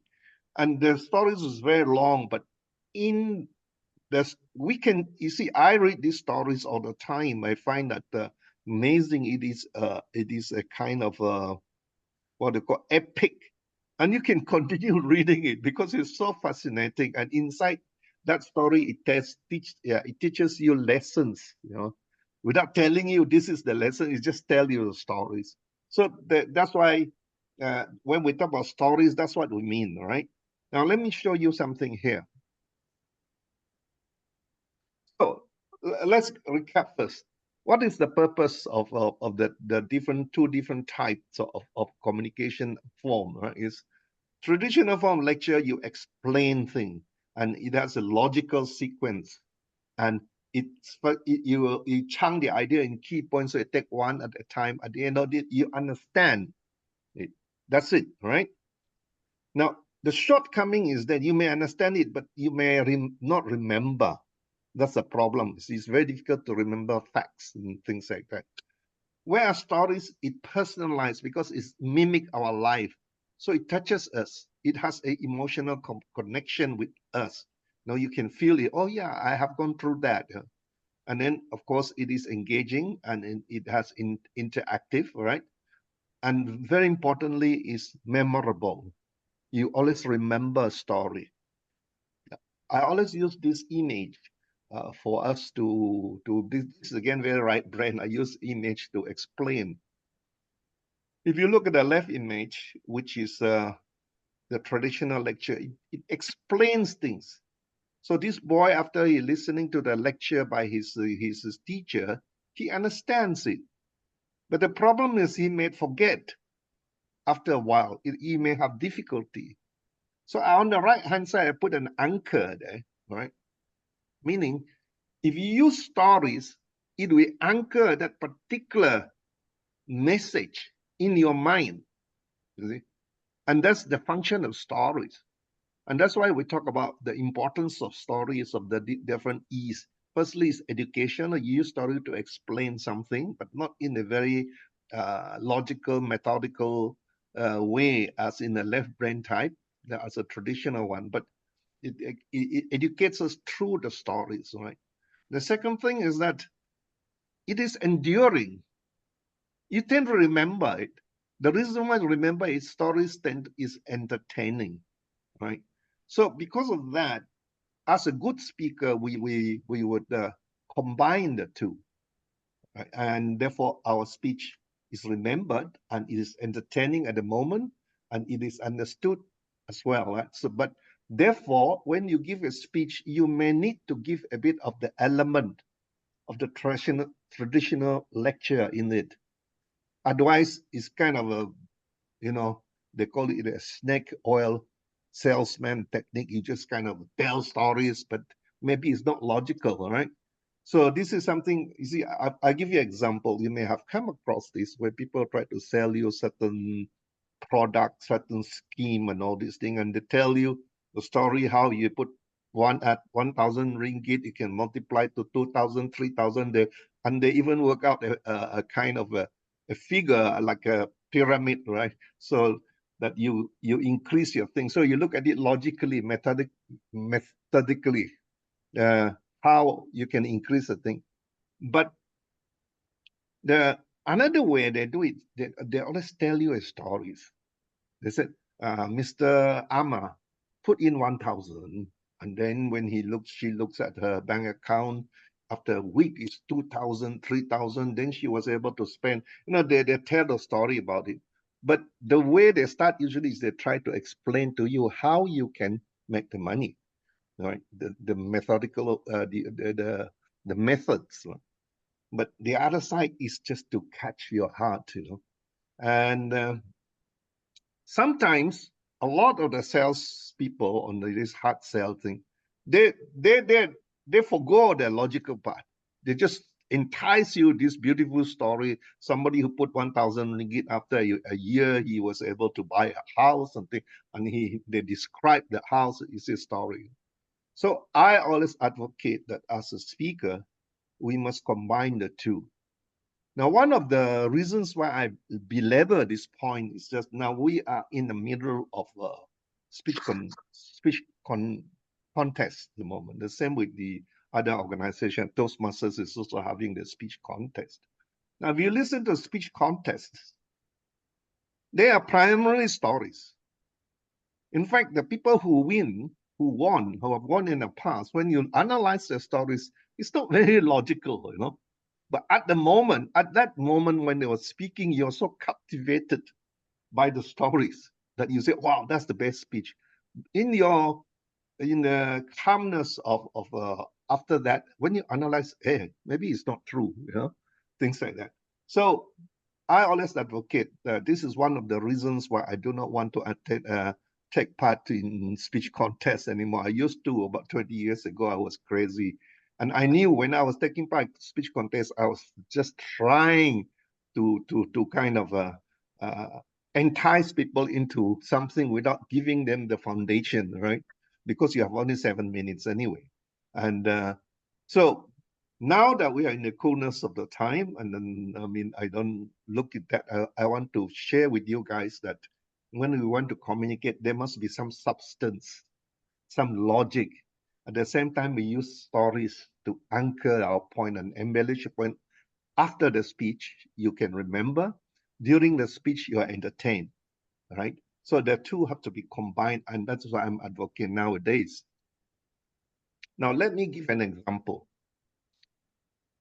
You had heard of the saying, too many cooks spoil the broth. I used to say too many cooks spoil the soup, which sounds easier, but too many cooks spoil the broth. Why is that? Why is that? We can explain why. But first, from my own personal experience, is that years ago when I was crazy about taking part in speech contests, this is over 20 years ago, and one year when I won the district contest, and of course I have to go to America and give the speeches at the world contest, right? Speech contest. A lot of my friends, they're good friends, and they want you to do well. Everybody give you advice, right? And at the end of the day, you're confused, you know. Somebody is speaking too fast, somebody says too slow, somebody says through this is, and there's so many. So this is the reality of life. Too many cooks spoil the broth, we call it, right? Now, how do we explain this phenomenon? If I use the left brain, kind of a traditional lecture style, okay, there's a saying, too much analysis give you paralysis. So too many people give you advice, and you're jammed, right? You have emotional information overload, and you become uncertain which is right and wrong, you know. And then there's so many opinions, so many perspectives. The people who give you your advice may have their own personal perspective, which is drawn from his or own life, right? And some people don't have the expertise. They even wanted to give you advice. So this is a reality in the world nowadays, is that a lot of people give you advice, and you can't handle it. You know? So if I were to give a lecture on that, I would have to elaborate on all these points. One shortcut is this. You heard the stories, I think I told it some time ago, about the stories of the man and his son taking the donkey. Now, this is a story. Taking the donkey to the market. And they're walking with a donkey behind them. And halfway down the road, or some miles out down the road, the people by the roadside are saying, look at these two stupid people. They have a perfectly healthy donkey, and they did not utilize it, and they just walk. Right? So when the man heard it, and he feels bad a bit and feels stupid. So he put his son on the donkey and they walk. after some time, somebody said, look at this unfilial son. You know?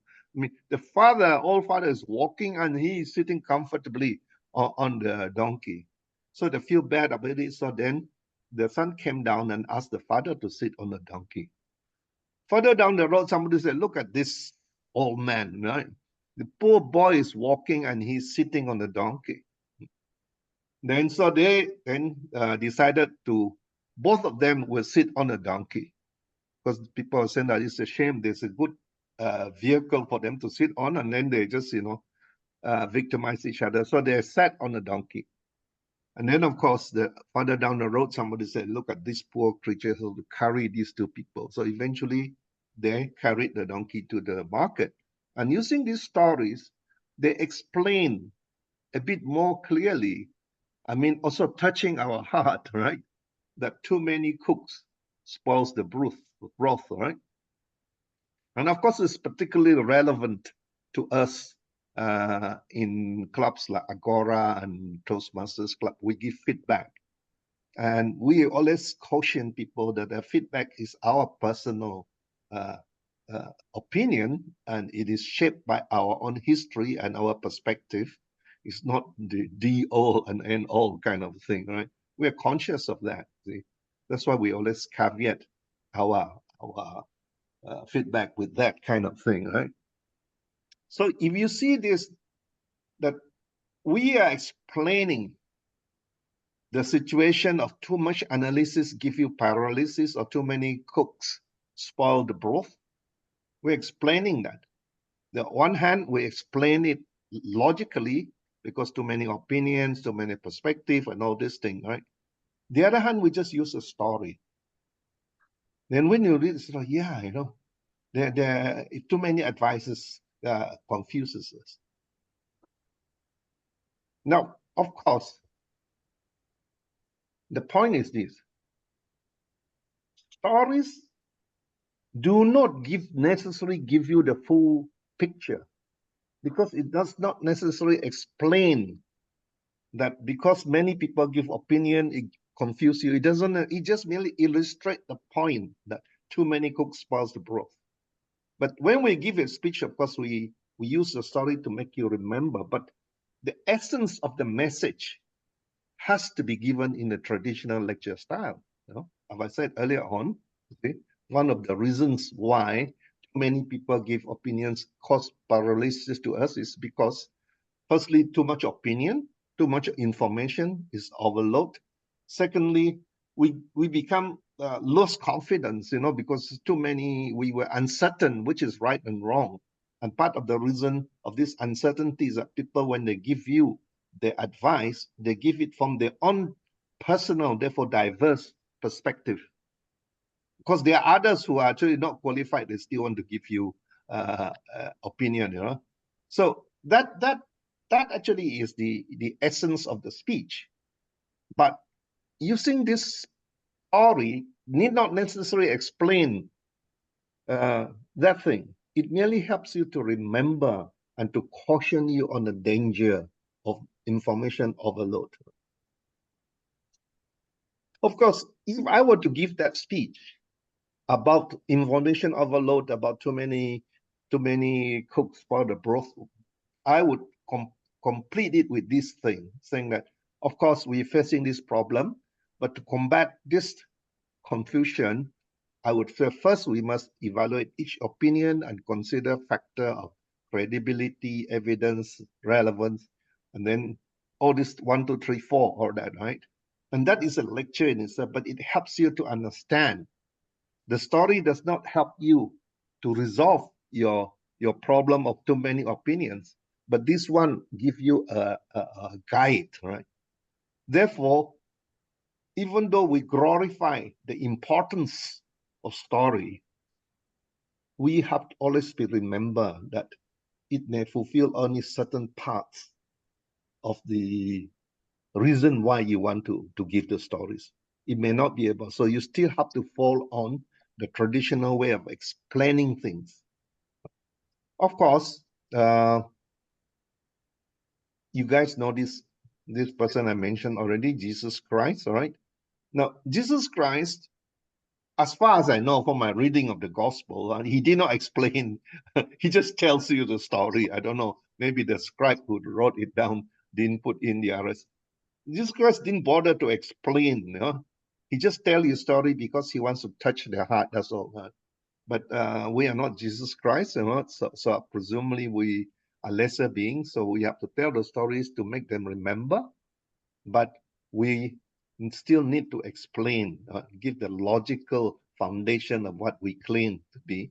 And this is the story of Jesus Christ about a Samaritan, and which is the story is about a Samaritan, a person who was being waylaid by robbers, and a priest came by and saw him injured lying on the ground, and the priest just passed on the other side. And then a Levite is another one of these holy people, and then passed by and also didn't do anything. And eventually a Samaritan, at that time the Samaritan and the Jews were having difficulty, and they considered each other as not the best friends. The Samaritan saw him and he took pity on the man, and he helped him and bandaged him, take him to the inns and give him left some money with the innkeeper to take care of the man and all that kind of thing. And Jesus Christ did not explain. He merely wanted to illustrate the point that actually the point he wanted to illustrate, which he did not, he only answer in a single word was this, in single sentence was this. And somebody said, who should we help? Somebody's message was, we should help our neighbor. So Jesus Christ used a story to say that everybody is our neighbor, right? But he did not elaborate in it. And so there we are.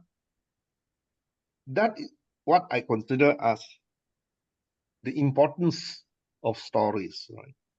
Now, you know why story is important? And the question now is this, as speakers, how do we use stories? I mean, usually when I run a workshop, there's a lot of exercise after this, but anyway, we have another 15 minutes. I'll just say this. I think one of the first things is this, you want to illustrate a point in your speech, right? So the first thing is that you have to look for the message. So the story which you tell will have a message. For example, I give you the simple one, which you all know about Aesop fables. You know, talking about the what called, let's look at the simple one, which we all know, the hare, the tortoise and the hare, right? And what is the message of the story? All of you know, right? Can I ask, and can you guys kind of give me some feedback here? What do you think is the message of the tortoise and the hare? Slow and steady. Yes, wins the race, right? Okay, that is the message. So, which means if you want to give a speech about being what they call this resilience, don't give up and keep on doing it slow and steady, eventually you win the race, right? It is a good story to use. But remember, the story itself has to be explained to a certain extent. Now, one thing I find out that because there's so many stories and most of us know the stories, if you're very innovative, you can change the story a bit to suit your what I call motive, right? And my own experience, I came out once in my own real life experience of somebody who changed the stories to change the message, but it's still the same story, but they changed a bit of the story to give a different message. Now, this was told in one of the clubs many years ago. It's talk about the tortoise and the hare was being urged to go on this race, right? And the animals was kind of entertaining themselves and do that. So they started the race, and it was over hills and over swamp, over rivers, all right? So as they're running, of course, when it's on a dry run, dry land, the hare, of course, was miles ahead. In fact, he can even afford to sleep under the tree, things like that. Then they come to realize as the because the hare was sleeping under the tree when the tortoise came in, and then they chat for a while before they go off again. And then they say, hey, why are we competing against each other? Huh? And the hare said, I don't know. People ask us to race, we race. Then he said, why don't we change this thing? So what they did is this, they decided to, instead of compete, they collaborate. So when they were on the dry land, the hare carried the tortoise on his back and they ran. So when they came to the swamp, which is very muddy and wet and all these things, the tortoise is in his world and the hare could not run there. So the tortoise carried the hare on his back. And then they crossed the river, and the tortoise carried the hare across the river. And then hand in hand, they crossed the finishing line. So you see, by changing the story, you can change the message. So if your message is collaboration is better than competition, you know, then you can change the stories. If you want to change, if you want to use the message that don't give up, continue, slow and steady, win, then you use the original one. And in many of our exercises, I will give people this opportunity where they can think of stories which is so commonplace, but if you tweak it a bit, it will change your message. But the point which I'm going to bring up here is that the message is the most important thing in your speech. So you use the stories to deliver the message. And that's how people remember. And I'm sure in your own experience, you'll find that the speeches which you heard in the past, which has stories, has element of emotion, which you can relate to, they call resonate with you. You remember those speeches. The speeches which is very logical and give you facts and figures and all these things, you may have difficulty in remembering. So therefore, I will end it here. If you guys have any question or any input, let's deal with it now. And basically is to put into place this, because I've been reading about it, I've been sharing about it. People say story is very important, story is important. I also, why is story is very important? So if you understand why, then you can use it much more effectively. Thank you. Back to you, Van Peng. Thank you, Dunstan. Any input, any questions, any points you want to raise, any contributions or whatever, you know, please. Three. Now it's your time. I have a question actually for Yeah, Dustin go on, Brian. and even Heather, because we have this two about story and message. So it seems that most will give the story first and then the message, but some other people say, oh, you have to give people some hint of your message at the beginning before you start your story, and then you conclude with your message. So how do you deal with your story and your main message, and how do you lay them out in sequence? You're talking about the structure of your speech, isn't it? I think there's no single answer. I mean, it depends on you. But my point always is that whenever we give a speech, we are very clear on why we are speaking. So which means the message is always at the top of your head, right? The stories, the logic, the argument are just merely tools for you to support your message. Now, what do you put first? I don't know. I mean, depends on the speech, I think. And sometimes the speech, I mean, if you follow the Jesus Christ style, he just start with the story. You know, he never said this is the message. You know, he just tell you the stories. But sometimes we like, for example, I will start. For example, have you ever heard of the saying, "Too many cooks spoil the broth"? Right. So I'm actually talking about the essence of the speech now. Right. Then I can use the story and the logic. So Brian, in answer to you, is depends on you. Is your choice, I think. I'm sure Heather must have also talked about how to structure your speech and all this kind of thing. I mean, it is part and parcel. But the general point is that if you use story, it tends to be a bit more interesting, isn't it? It's more like a, what's the term we call it? Attention grabber, isn't it? And but if you start lecturing in facts and figures, maybe it gets a bit boring. But that's my point. I'm not answering your answer. I'm saying it depends on the circumstances and your own personal style. Does Heather has any point on this? Any thing to say on this? Dunstan, Yes. you didn't use any personal story. Well, yes, people always ask this question, which is kind of a very common question. Should it be a personal story? Should it be somebody else's stories and all these things?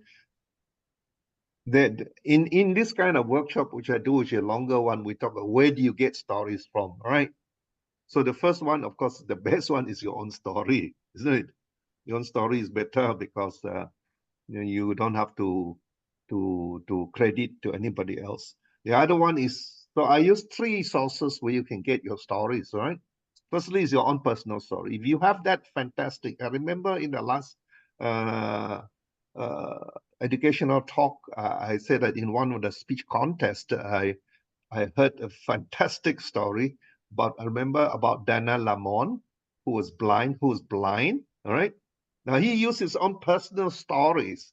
So he said how he was in LA and there was an earthquake and he was blind and of course when there's an earthquake, the electricity went kaput and stuff. Did not know how to get out. But then he heard his office door, somebody knocked the door and he opened. He said, "Wow, great! My colleague is so what they call this, concerned about me that they come to look for me," right? Then later on he realized that they came to look for him, not because they were concerned about him. They came to look for him. He is the blind person who is the only person who can get out of the building in the dark. Right? Now, the point he made is, I cannot remember, but I always remember that story. And it's a fantastic story. I mean, it's never be truer from the point that your personal, because he's blind. And I was really, I mean, he could have told the story differently. If a person is not blind, he said, there is this person who is blind, all right? Which is still as valid, but not as impactful as one. So if you can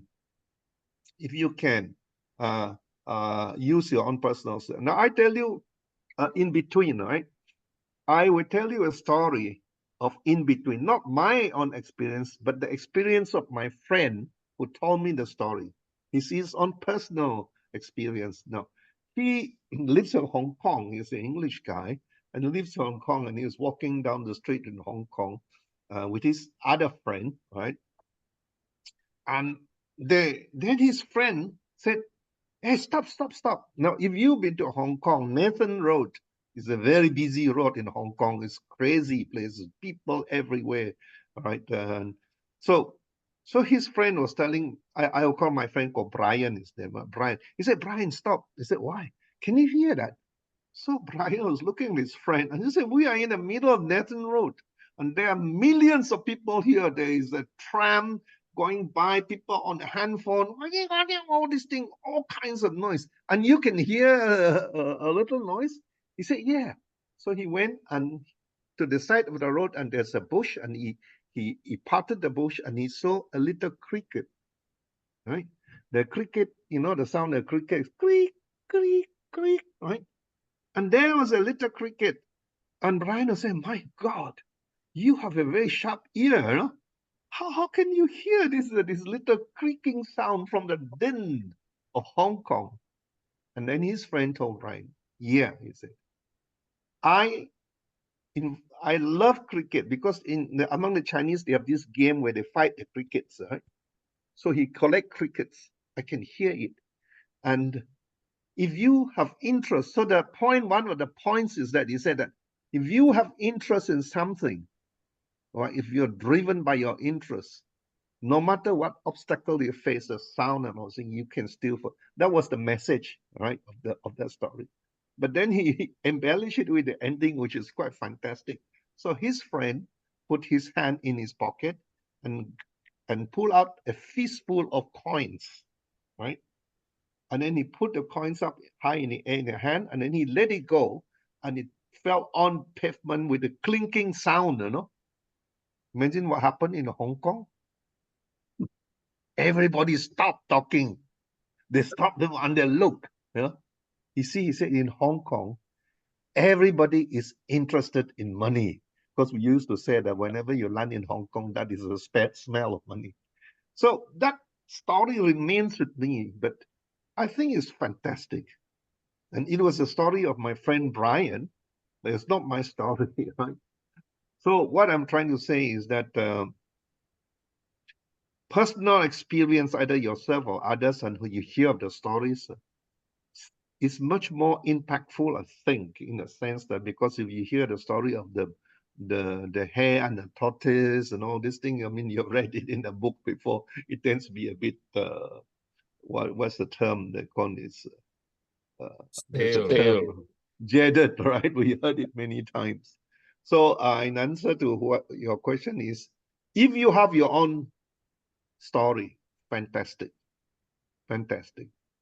Here is a question which people always ask is this: should you embellish your story to make it more interesting? Right? Because if you tell your story, sometimes you tell it in a very bland way, not very interesting. So as a speaker, we have learned the skill of embellishing. So not to the point of beyond, right? Not to the point of beyond what they call the credibility or things like that, but you have to use your storytelling skill to make it interesting.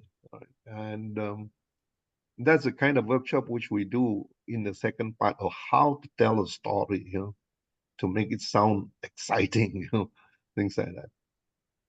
Anyway, that's my view, and I'm sure all of you do use stories, but I do feel that we need to learn how to tell stories. Right?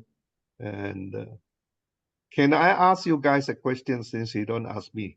Do you know who was the famous lady who saved her own life by telling stories? Ever heard of that? Come on, guys. You are speakers and all that. You should. We are speakers, but we are not so knowledgeable.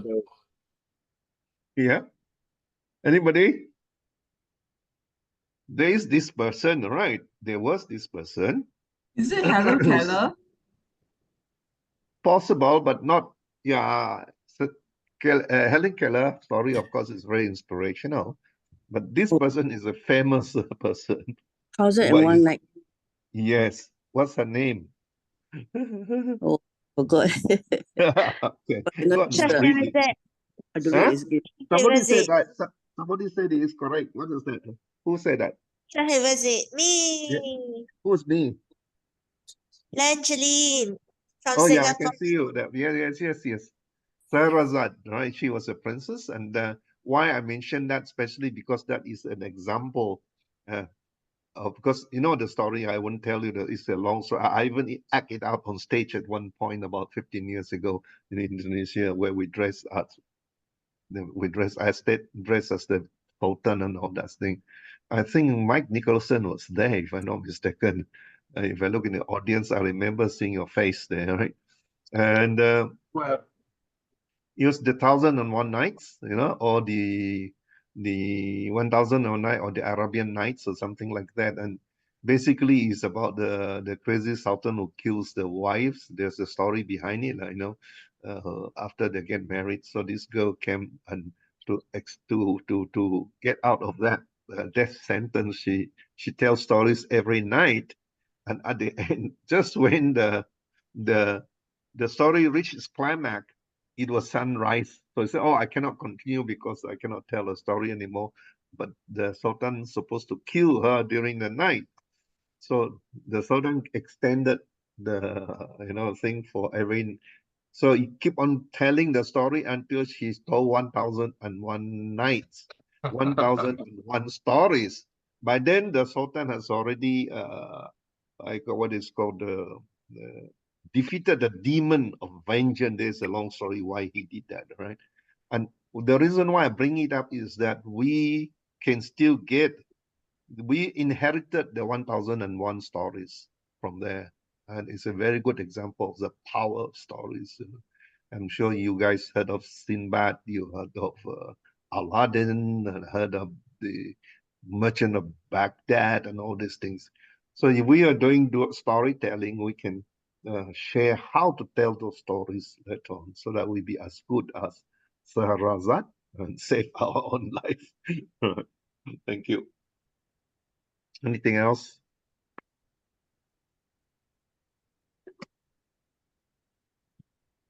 I noticed that in Agora, I think you have a storytelling contest, isn't it? Hello, Dampeng? Yes, we do. Yes, we do. Yeah. The final will be on 24 or 25th August. Oh, August. I like to hear that. It'll be And that's the interesting. finals. We've already Yeah. had the club contest. Yeah, yeah, yeah. And waiting for the judges to decide who the 5 finalists are going to be. Yes, yes, yes, yes. But yeah, interesting. That'll be interesting. contest. Yeah, that's Dunstan. interesting. Yeah. Do you know Lance Miller? Yes, I know him. I was in Singapore with him. Oh, yeah. Yeah, he will be speaking at the conference. Oh, yeah. Okay. He's a very nice guy. I remember there was a conference in Singapore many years ago. Myself, Lance Miller, and because we were the 2 foreigners, so we stayed together in some YMCA thing, and then we have to go around. And yeah, he's a nice guy. And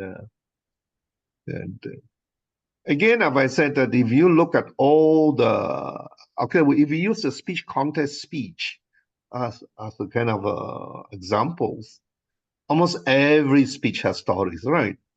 Everyone, whether long or short and all this, everyone has stories. And what they call this, the more memorable one. I mean, for example, I remember at one point many years ago when at a conference, in a Toastmasters conference in Kuching, that was about nearly 20 years ago. And the guy who won, in fact, I think Guan Ban Peng, he was still around then. I think he was from a Chinese Toastmasters club from Penang. And he won. And I cannot remember the rest of the speech, but he started his story, his speech with a story, And that was really impactful, talking about the lion and the gazelle. Have you heard the story of the lion and gazelle, isn't it? Every morning the lions wake up, he has to run faster than the slowest gazelle. And the gazelle wake up, he has to run faster than the fastest lion, right? And he used the starting of that story as his opening, And then he actually talks about his own life, where he's chasing his mortgage. He's, he's chasing all these things. And I thought that was a fantastic way of doing it. I mean, if you, so he's one of those. And the reason why I mentioned it is that it was so long ago. And he was not the most impressive speaker. He was Chinese 8 kind of a person. But because he used that technique, we really remember his speech. Okay, guys, are we okay? I have another workshop which you need to run it as a workshop, not a kind of a half an hour, 45 minutes thing, is how to tell a story. When the title is called You, the Storyteller, right? So you see, this one, when I talk about is you are the speaker. You're not a storyteller. You are a speaker who use stories to embellish your speech. But when you become a storyteller, it's a different ball game again, huh? And there are some professional storytellers, particularly in the East, in the Middle East. I come from a tradition of storytelling because I come from Borneo, from Sarawak. We were pre-literate. We don't have a written script. So everything has to be, all our history has to be recorded through oral traditions, right? So using stories, So most of the people I know, they're good storytellers, but there's a technique which you can, one day when you have time, we can organize a workshop, a longer one, about how to tell a story. There are certain techniques which you can follow and make it easier. And of course, when it is, when you are familiar with it and you have a technique doing it, then you're more confident. Then you don't have to worry about what to say next, not like this guy from America, Joe Biden, he forgets what he's going to say, right? So he doesn't. But if you already know your story so well, now I'll give you this title. You can go and search it up. It's a title called Acres of Diamonds. Ever heard of Acres of Diamonds? Some of you may heard of it, and I forgot the name of the motivational speaker, the American Colin something. I forgot his name now. He used it as his signature speech. Whenever he run a motivational program, he always start with that called the Acres of Diamonds.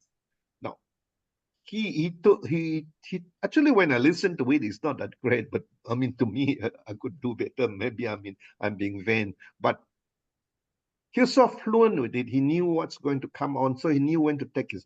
So the important thing, you have to learn when to, just like singing karaoke, you know, you must know when to breathe, get to take your deep breaths and all this thing, because you know what's coming, right?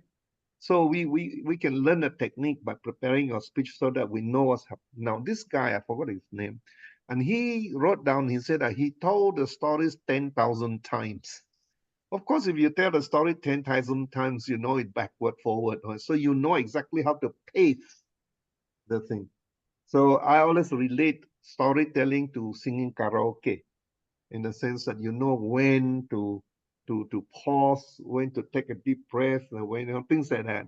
So it's saying that if you want one day, I mean, Banpeng can organize, I'll make myself available for you guys, but we need a bit longer time, maybe 1.5 hours, where you actually learn, where you actually do something, right?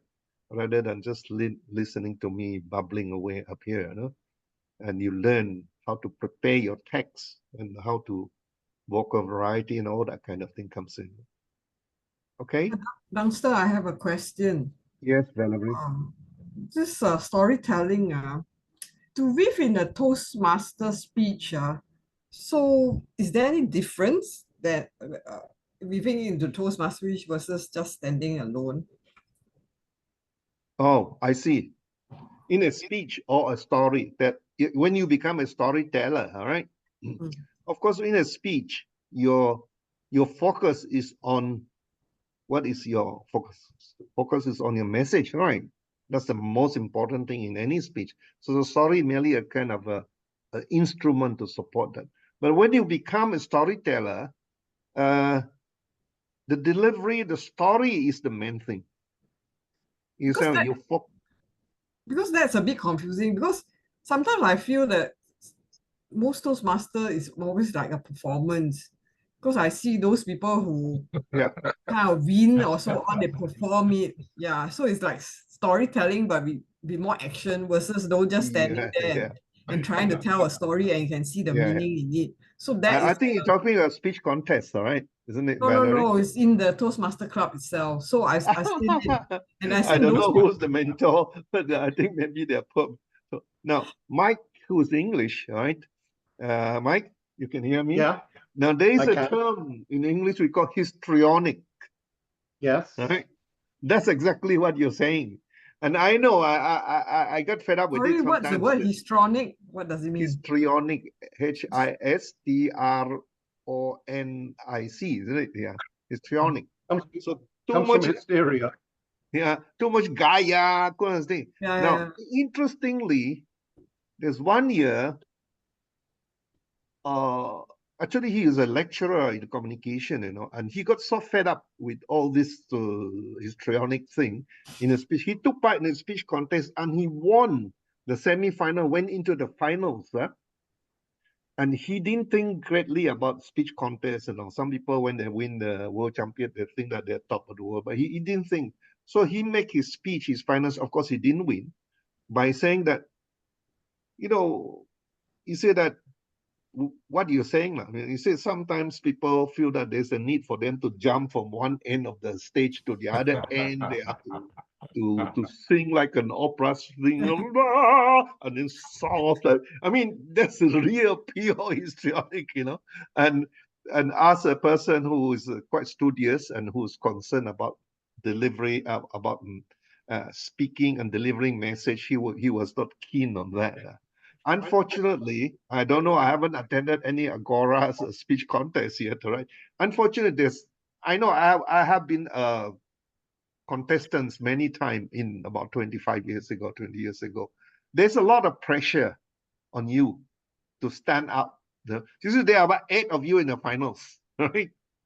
And it's not enough time for you to be studious, and you have to capture, and you have to do Anthony Robbins. Have you attended any Anthony Robbins? You have to do Anthony Robbins, right? Karate, the thing, jump over the chairs and smash plates.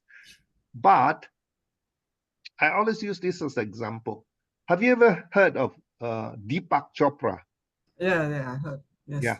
Do you notice the difference? Yes. Right? Deepak Chopra, in a way, because Anthony Robbins was making all the headlines. And then when Deepak Chopra came in, he have 2 options, right? I mean, all of us have 2. You can try to be an Anthony Robbins, or Ban Peng may try to be an Anthony Robbins of Singapore, all right? Or, I don't know, I mean, so Deepak Chopra took a different approach, I think, my analysis, because I actually heard him speaking, and I actually spoke to him. He used his Indian tradition, the mantra style of speaking, and the voice supposed to be, if a tree falls in the forest and no one to hear it, is there a sound? But Anthony was, if a tree falls in the forest, is there a sound? Something like that. So he something like this. So I do understand what you're saying, and I always feel substance is more important. I mean, but again, I feel that you should empathize with the contestants or the speakers, because they're under a lot of pressure, right? They are under a lot of pressure, so they have to think of a way of so they have to outshine the others. I mean, I just joined Toastmaster. Has it been changed, or it's always been like this? Like the people who are more powwow is go on. Yeah, I mean, because things have changed. Last time like people write longer and so on, but now people want short things and all that capture attention. So the generation has changed and all that. So I was wondering, is it you need to powwow people? Yeah, I don't know whether it changed or not, because the human tendency is trying to kind of outshine the other person, and the only way they can outshine is to speak louder, jump higher. Is it? Maybe lah.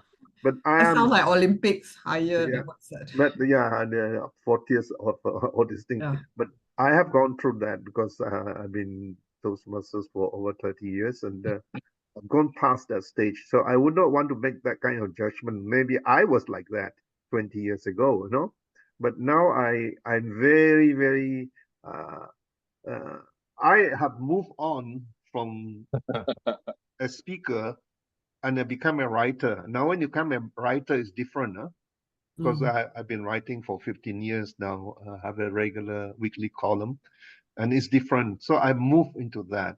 But Varady, you also have to appreciate that embellish your speech with your personality, with your voice, with your body language, eye contact, and all these things is important. Otherwise, it become a bit boring. During the days when I was a law student, my lecturer was really boring. I mean, he's a very traditional English kind of lecturer, and she would just come there, open her notes, and she just reads without looking at you for 1 hour, right? But because you're such an eminent scholar, authority on the subject, we have to listen to it. But some of the younger lecturer later on, I found out was much more interesting, because they do try to put a bit of oomph in the thing. So be patient, you find your own way anyway. I don't know. I haven't heard you speaking. Maybe you are one of those Anthony Robbins, or you could be No, I'm not. I'm those like Deepak Chopra. Yeah, more Deepak Chopra. Yeah, So you're more like the- Deepak Chopra. So the thing is upcoming is that voice and action thing. So I'm like struggling to find a story so that I can act and also make my voice up and down. Because they said telling a story is better because it's personal and and then you can act parts of it or something like that. So yeah. But you see, we are all talking about two different things. We're talking about storytelling as an art form, you know. That's mean just an actor is an art form. So therefore, you have to utilize all the skills of voice controls, of body language, of movement, stage presence, charisma, all those things. You know, it's an art form, storytelling, right? And in fact, I know in some Middle East country, instead of having a singer in a cafe, they have a storyteller. I think it's in what I cannot remember. I did see it. I think it's Turkey. It's a storyteller. You go there and listen to the storytelling. Yeah, and it's an art form. But you are talking about speech. I think obviously, I think there's no harm in putting a bit of Anthony Robbins in your speech, isn't it? Yeah. It's okay. It may not be Anthony Robbins. It's Valerie. It's your style, but it's still a style. Huh? It's a style. Yeah, thank you. I hope to attend your storytelling so I can pick up more. Yeah, we can organize one way. I mean, one day we talk about, because this one is talking about how to use story and all this kind of thing. And it's a longer workshop. But if you want, you're interested as a storytelling techniques, we can share that. I can share with you about storytelling, and how to get yourself to that level. And if I said important thing is the storytelling is one of the objective is entertainment, isn't it? Yeah. So. But I think some companies also do storytelling or try to weave storytelling in your business presentation. So that's that skill set I also want to practice, you see, because nobody want to hear those boring presentation anymore. Yeah, but you remember, if you are doing your presentation using stories in a management issue, you're not doing a storytelling session, you're using your story to embellish to your points, So don't go overboard. I think you are in a corporate world. It was very strange of you jumping up and down, and but some storytelling they no, not that. I mean, to tell that story better. Yeah. Be more. Yeah. I agree. I love storytelling because I grew up in the tradition of storytelling. I have no choice. You see, I grew up from there, and I listened to this, and then Banpeng may understand the term I'm saying. As we're getting older, we go to the coffee shop in Kuching here. Yeah? So we do what called chia tua pao, You know what chia tua pao, right? And you listen to them, it's fantastic. And that comes to the point which I'm going to mention, I forgot to mention. Where do you get stories? Sometimes you get very good stories from this copy talk group, They talk all kinds of nonsense, but you pick a few gems here and there, huh? And you Hokkien, you understand us chia toa power, isn't it? Firing the big cannon. So, and storyteller has to be like that, a bit of exaggeration and all that. And Chinese has a good tradition of storytelling, of course. We even has the costume sometimes. We wear the appropriate costume. And Heather comes from South Africa, and I think the African has a very strong tradition in storytelling because they were pre-literate society. They were before scripts, so everything has to be communicated orally, and therefore storytelling is part and parcel of the culture, part and parcel of the culture of my people here, culture of in the media.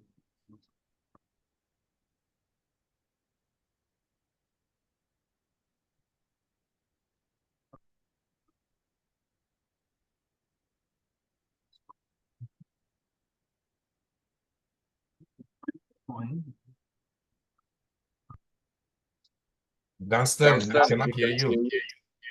Can you hear me? Yes, you can hear me now?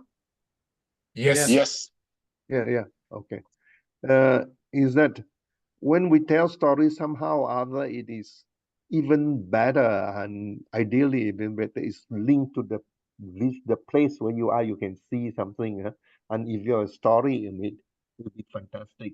And later on, next time, I will share with you a story. If you've been to the Great Wall of China, and you stand on the Great Wall, and there are very beautiful story about it. And if you can tell the story of the Great Wall, saying I visited the Great Wall, and then I tell the story, you got a picture of the Great Wall, and then you find that the story has a different meaning completely because it's related to the place.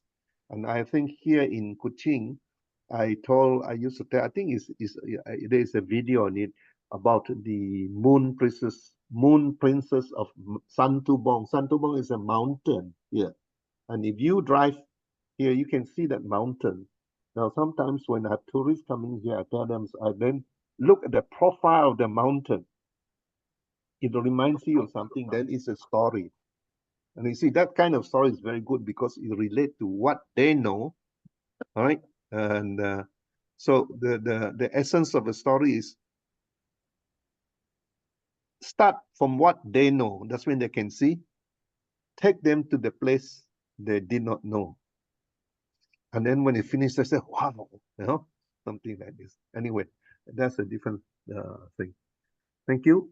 And Peng, back to you. Thank you. Mike is the MC for tonight. Oh, Mike, sorry, Mike. Oh, I'd given over to Ban Peng, but anyway, I'll take back. Yeah. So back to you, Mike. I think this has been a fantastic evening. It's been a really good meeting. We have so much content to take away with us, and the finale, Duncan, really good. I mean, just so much content there, so much detail that we can all easily use. So that's really good. So thank you very much. Let's give Duncan a round of applause. Dunstan, not Duncan. Dunstan. He thinks I'm Scottish. I'm English, actually. I'm German, really. I think one day, I hope that we can, one day when Agora has physical conference, and we'd like to do a kind of a storytelling in costume. Remember, I did that when I was in Jakarta 15 or 20 years ago, where we actually dressed like an Arab and telling the story from the 1001 Nights, and it's really nice. And there was this girl, I forgot her name, pretty girl dressed as the princess running around.